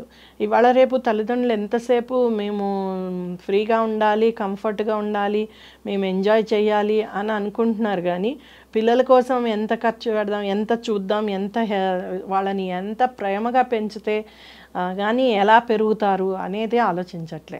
ఎక్కడైతే సైకాలజీలో, చైల్డ్ సైకాలజీ, ముఖ్యంగా infant psychology, below 3 year old వరకు పిల్లల్ని ఎంత బాగా పెంచుతామో, టాడ్లర్స్ నుంచి 3 year old లోపలే వాళ్ళ రిలేషన్షిప్ మేనేజ్మెంట్ కానీ, how they behave, sharing, caring, మిగతా వాళ్ళతో ఎలా బిహేవ్ చేస్తారు, ఇవన్నీ నిర్ణయించబడతాయి. కేవలం మనం లాంగ్వేజ్ గురించి మాత్రమే చూస్తాం, వాళ్ళు ప్రాపర్ గా మాట్లాడుతున్నారా లేదా, ప్రాపర్ గా నడుస్తున్నారా లేదా, అంతే. ఇలాంటి చదువు వరకు వెళ్ళగలుగుతున్నాడా, అంతవరకే చూస్తున్నారు. కానీ వాళ్ళ మెంటాలిటీ ఎలా డెవలప్ అవుతుంది, వాళ్ళకి చిన్నప్పుడే ఏమైనా మెంటల్ ఇల్నెస్లు ఉన్నాయా, లేకపోతే ఇంకేదైనా సమస్య ఉందా, రేపు పొద్దున ఒక సమాజానికి వీళ్ళు అంటే పనికిరాని వాళ్ళుగా తయారవుతారా, లేకపోతే తలనొప్పులుగా తయారవుతారా అనేది ఆలోచించట్లేదు. ఇవన్నీ కూడా చాలా ఇప్పుడు వస్తున్న పెద్ద సైంటిఫిక్గా వస్తున్న విషయాలు. సో బిలో 2 years లోపల రేపొద్దున ఎంత హైట్ అవుతుంది ఆ పాప, లేకపోతే ఎంత బలంగా ఆరోగ్యంగా ఉంటుంది, అన్నీ డిసైడ్ అవుతాయి. ఆ 3 ఏళ్ళు కూడా మనం తల్లిదండ్రులు మనం ఎఫర్ట్ పెట్టకపోతే ఇక పిల్లలు ఎలా పెరుగుతారు? ఇప్పుడు మీరు ఒక మాట అన్నారు, గిరిజనులకు సంబంధించి గిరిజన తాండాల్లో మనకి గతంలో ఎక్కువగా న్యూస్ వినిపించేది ఆడపిల్లలకు సంబంధించి డిమాండ్. అక్కడ ఆ తండాల్లో ఉన్నటువంటి గిరిజనుల ఆడపిల్లలు చాలా అందంగా ఉంటారు, కలర్ చాలా బాగుంటుంది కాబట్టి వాళ్ళకి డిమాండ్ ఎక్కువగా ఉంది అనేది. ఇప్పుడు ఆ డిమాండ్ అనేది మారింది. అట్ ద సేమ్ టైం గతంలో ఇంకో న్యూస్ కూడా చూసేవాళ్ళం, దత్తత కోసం ఎక్కువగా ప్రిఫర్ చేస్తోంది అబ్బాయిలని మాత్రమే అనేది. ఆ డిస్క్రిమినేషన్ కూడా ఉందా? డెఫినెట్గా ఉందండి. కానీ ఇప్పుడు దత్తత ఇండియాలో చూస్తే మ్యాక్సిమం దత్తత ఇచ్చిన పిల్లల్లో 2021లో కారా ఇచ్చిన రిపోర్ట్ ప్రకారం లాస్ట్ 10 yearsలో 33,000 మందిని ఇస్తే 26,000 మంది ఆడపిల్లలే. ఎందుకు అలాగా అంటే ఆడపిల్లలే దొరుకుతారు, మగపిల్లలు దొరకరు. ఇప్పుడు దత్తత ఇవ్వాలి అంటే ఎవరైనా తల్లిదండ్రులు మాకు వద్దు, మేము పెంచలేమని వదులుకోవాలి, లేదు అంటే అనాథలు అయ్యి ఉండాలి. ఆ వదులుకుని రెస్టిట్యూషన్ అంటాం, పిల్లల్ని మాకు వద్దు అని రాసి ఇచ్చేసి వాళ్ళు తల్లిదండ్రులు ఎఫిడవిట్ రాసియాలి, అప్పుడు వీళ్ళు దత్తత తీసుకోవచ్చు. సో అలా చేయగలిగిన పిల్లలలో ఆడపిల్లలే ఎక్కువ ఉంటారు, మగపిల్లల్ని ఎవరు వదులుకోరు. మగపిల్లడు అవసరం కదా వాళ్ళకి, ఆడపిల్లని వదులుకోరు. But at the same time అమ్మే పిల్లల్లో కూడా మగపిల్లలు కూడా ఉన్నారు. ఫర్ ఎగ్జాంపుల్ ఇప్పుడు మొన్న దొరికిన 16 మందిలో మగపిల్లలే ఎక్కువ ఉన్నారు. అంటే డిమాండ్ ఎక్కువ, వాళ్ళకి డబ్బు ఎక్కువ వస్తుంది. 7 లక్షలు 7.5 లక్షలు ఆ మగపిల్లాడి కంటే 4.5 లక్షలు ఆడపిల్లకి అన్నారు. సో దానివలన కూడా అమ్మే దాంట్లోనూ ఇలాంటివి చేసే దాంట్లోనూ మగపిల్లల్నే అడుగుతున్నారు ఆడపిల్లల కన్నా. సో డిమాండ్ కూడా ఎక్కువ ఉంటుంది, డబ్బులు ఎక్కువ వస్తాయి అటు నేరస్తులకి, ముఠాలకి, అండ్ ఈజీ. ఆడపిల్లనైతే ముఠాలు ఎప్పుడు అమ్మవండి, వీలైనంత వరకు వ్యభిచార గృహాలకో ఇంకో దానికో పనికి వస్తారు కాబట్టి వాటికే అమ్ముతారు. అలా కొనుక్కునే వాళ్ళు వాళ్ళని అలానే పెంచి అలానే ఉపయోగించుకునేటట్లు చూసుకుంటారు. సో అందువలన మనం చూస్తే దత్తతలో ప్రభుత్వ పరంగా జరుగుతున్న దత్తతలో ఆడపిల్లలు ఎక్కువ ఉన్నా, ఇలాగ అక్రమ రవాణా జరుగుతున్న దాంట్లో మగపిల్లలు ఎక్కువ ఉన్నారు. సో అది మనం అక్కడ గమనించాల్సిన విషయం. అండ్ మీరు అనుకున్నట్లుగా ఇప్పుడు గిరిజన గ్రామాల్లోనే అవుతుంది అనేది లేనే లేదు. వీళ్ళ పిల్లలందరూ నేను చెప్తున్నా కదా, హాస్పిటల్స్ నుంచే తీసుకురాబడుతున్నారు, లేదు అంటే ఎత్తుకు రాబడుతున్నారు, లేకపోతే మిస్సింగ్ చిల్డ్రన్గా రాబడుతున్నారు. ఇట్లా వస్తున్న పిల్లలే ఎక్కువ. సో ఎక్కడైతే కుటుంబాల్లో ఇప్పటికీ కూడా ఫ్యామిలీ ప్లానింగ్ లేదో, ఎక్కువ మంది పిల్లలు ఉన్నారో అలాంటి కంటున్న వాళ్ళు, అలాంటి వాళ్ళ దగ్గరే పిల్లల్ని ఎక్కువ తీసుకొస్తున్నారు. సో బీదరికము ఇంకా ఇలాంటి నమ్మకాలు వీటన్నిటి వలన కూడా అలాంటి పిల్లలు ఈజీగా దొరుకుతారు. అది మనకి ట్రాఫికర్స్లో కూడా వాళ్ళు సెలెక్ట్ చేసే వాళ్ళు కూడా ఎక్కువ బాయ్స్ని సెలెక్ట్ చేస్తారు, డబ్బులు ఎక్కువ వస్తాయని. But at the same time ఆడపిల్లలు దొరికితే వ్యభిచార గృహాల్లో అమ్మితే ఇంకా ఎక్కువ వస్తాయి. సో అది కూడా నడుస్తుంది. కాబట్టి ఆ డిస్క్రిమినేషన్ మనం చెప్పలేం. కానీ ఇప్పుడు వెయిటింగ్ పీరియడ్లో అబ్బాయి కోసం అయితే 3 ఏళ్ళు ఆగాలి, అమ్మాయి కోసం అయితే 1.5 ఏళ్ళ వరకు 2 ఏళ్ల లోపు దొరుకుతారు. అది వెయిటింగ్ పీరియడ్. ఇప్పుడు అక్రమ రవాణాకి సంబంధించి చిన్న పిల్లలు టాడ్లర్స్ అంటే తెలియదు, కానీ విదేశాల్లో నేను ఎక్కువగా వీడియోస్ అవి చూసినప్పుడు అవేర్నెస్ వాళ్ళని ఎడ్యుకేట్ చేస్తున్నప్పుడు ఎవరైనా ఇలా తెలియని వ్యక్తులు మనల్ని పిల్లల్ని తీసుకెళ్తున్నారంటే ఒక సైన్ చూపించమని, ఇలా పెట్టేసి ఇలా చూపించమని చెప్తూ ఉంటారు కదా. ఎక్కువ ఫారిన్ కంట్రీస్లో వచ్చే సైన్ అంతా ఇదే. మన దగ్గర కూడా అలా ఏమన్నా ఉందా? నేను ఒక ప్రమాదంలో ఉన్నాను, లేకుంటే తెలియని వ్యక్తి నన్ను ఎవరో తీసుకెళ్ళిపోతున్నారు, ఇతరులకు చెప్పాలి అనుకున్నప్పుడు ఇలా సంజ్ఞలో లేకుంటే వాళ్ళు చేయాల్సిన పనులు ఏముంటాయి అసలు? ఏం లేవండి మన దగ్గర, ఏమీ లేదు అసలు. పిల్లలకి చైల్డ్ హెల్ప్ లైన్ ఉందనే చాలా మంది పిల్లలకి తెలియదు. ఇప్పుడు పుస్తకాల్లో ప్రచురించాక చాలా వరకు వాటి మీద అవగాహన కల్పించాక కొంతవరకు నయం, కానీ 1098 మనకి చైల్డ్ హెల్ప్ లైన్ 1098 ఉంది, కాల్ చేయొచ్చు అనేది చాలామంది తక్కువ తెలుసు. అంతకుముందు ఇలా పిల్లల్ని ఎత్తుకెళ్ళిపోతున్నారు అవి ఇవి అన్నప్పుడు పిల్లలకి విషయాలు చెప్పడము, వాళ్ళకి రాసి పెట్టడము ఇలాంటివి ఏవో చేసేవాళ్ళు. కానీ ఎవడైనా అండి ట్రాఫికరు లేకపోతే ఎత్తుకెళ్ళేవాడు ఇవన్నీ గమనించుకుంటాడు కదా, వాళ్ళని నిద్రపుచ్చడము. ఫర్ ఎగ్జాంపుల్ మాకు ఒక కేసు, కాజీపేట రైల్వే స్టేషన్లో ట్రైన్ ఆగినప్పుడు ఒక వ్యక్తి మాకు కంప్లైంట్ ఇచ్చాడు. ఒక ఆయన ఒక పాపను తెస్తున్నాడు, ఆ పాపను చూస్తే నేపాలీ పాపలా ఉంది, అతనేమో మామూలుగా మన ఇండియన్లా ఉన్నాడు. ఆ పాప మేము ఇంతసేపు ప్రయాణం చేసి వస్తాం, ఏపీ ఎక్స్ప్రెస్లో ప్రయాణం చేసి వస్తున్నాం, కానీ ఆ పాప అస్సలే లేవలే, తిండి తినలే, పడుకునే ఉంది. సో అతను పడుకోబెడుతూనే ఉన్నాడు. సో ఇలా ఉంది, మాకు అనుమానం వచ్చింది అని వాళ్ళు కాల్ చేశారు. అదే ట్రైన్లో 19 మంది పిల్లలు దొరికారండి. ఇది ఎప్పుడు వే బ్యాక్ ఇన్ 2003 విషయం చెప్తున్నా. అంటే వీళ్ళు వెంటనే ఇది చేసి ఎక్కడెక్కడ పిల్లలు ఉన్నారు ట్రైన్ అంతా ఎతికితే 19 మంది పిల్లలు డిఫరెంట్ కంపార్ట్మెంట్స్లో డిఫరెంట్ పర్సన్స్ వాళ్ళని తీసుకెళ్తున్నారు. ఈ పిల్లలందరూ 7 ఏళ్ళు 6 ఏళ్ళు 3 ఏళ్ళు ఇలాంటి పిల్లలు. సో అంటే నేను ఏమంటున్నా అంటే ఆ పిల్లలు చెప్పగలిగి మమ్మల్ని ఎవరో తీసుకెళ్తున్నారు, ఇప్పుడు తల్లిదండ్రుల దగ్గర నుంచే తెచ్చారో లేకపోతే తల్లిదండ్రి దగ్గర మిస్ అయినప్పుడు వీళ్ళు అదే ఎత్తుకొచ్చినప్పుడు మీ అంకుల్నే మీ డాడీ గురించి నాకు బాగా తెలుసు ఇంకేదైనా మభ్యపెట్టో వాళ్ళని పిల్లల్ని లోబర్చుకోవడం చాలా ఈజీ. వాళ్ళకి ఏవో చాక్లెట్స్ ఇచ్చో ఏదో చేసి వాళ్ళని ఈజీగా లోబర్చుకోవచ్చు. వాళ్ళు సౌన్యం చేసి మనకి ఎదుటి వాళ్ళకి నేను ప్రమాదంలో ఉన్నాను అని చెప్పగలిగే వాళ్ళు చాలా తక్కువ. అలా ఏదైనా చేస్తే చంపేస్తారని కూడా తెలుసు. మనం కూడా చాలా చూసాం కదా అలాంటి కేసులు. రెసిస్ట్ చేశారు అంటే చంపేసిన కేసులు కూడా ఈ అబ్డక్షన్లో చాలా చూసాం. ఒకప్పుడు ఎన్నో కేసెస్ చూసాం. ఇప్పటికీ అలాంటివి జరుగుతూనే ఉంటాయి. రెసిస్ట్ చేస్తే చంపేస్తారు. సో అందువలన పిల్లలు భయపడి చెప్పడానికి చాలా కష్టం. ఎదుటి వాళ్ళు ఎవరైనా ఐడెంటిఫై చేసి ఇలా అనుమానిస్తే కానీ బయటికి రావు. ఇప్పుడు ఆ ఒక్క కేసులో ఆయన ఎవడో వచ్చి కాస్త బయటకు వచ్చి చెప్పాడు కాబట్టి 19 పిల్లలు దొరికారు.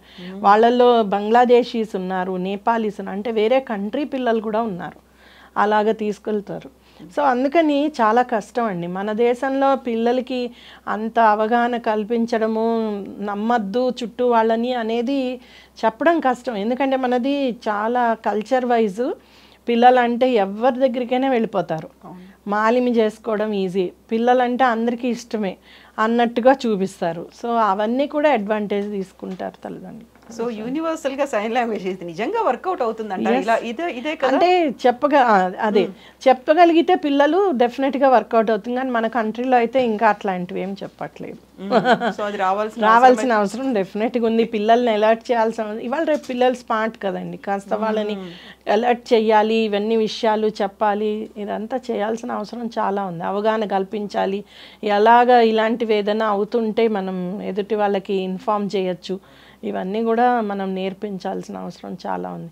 అందుకనే తల్లిదండ్రులలో అవగాహన, అసలు పెద్దలందరిలో అవగాహన, పిల్లల్ని ఇలా రక్షించాల్సిన అవసరం ఉంది అనేది అవగాహన. ఇప్పుడు పిల్లల్ని అమ్మేశారు వీళ్ళు కొనేశారన్నా కొన్న వాళ్ళ వైపే మనం మాట్లాడుతున్నాం, మానవత్వం అది ఇది అని.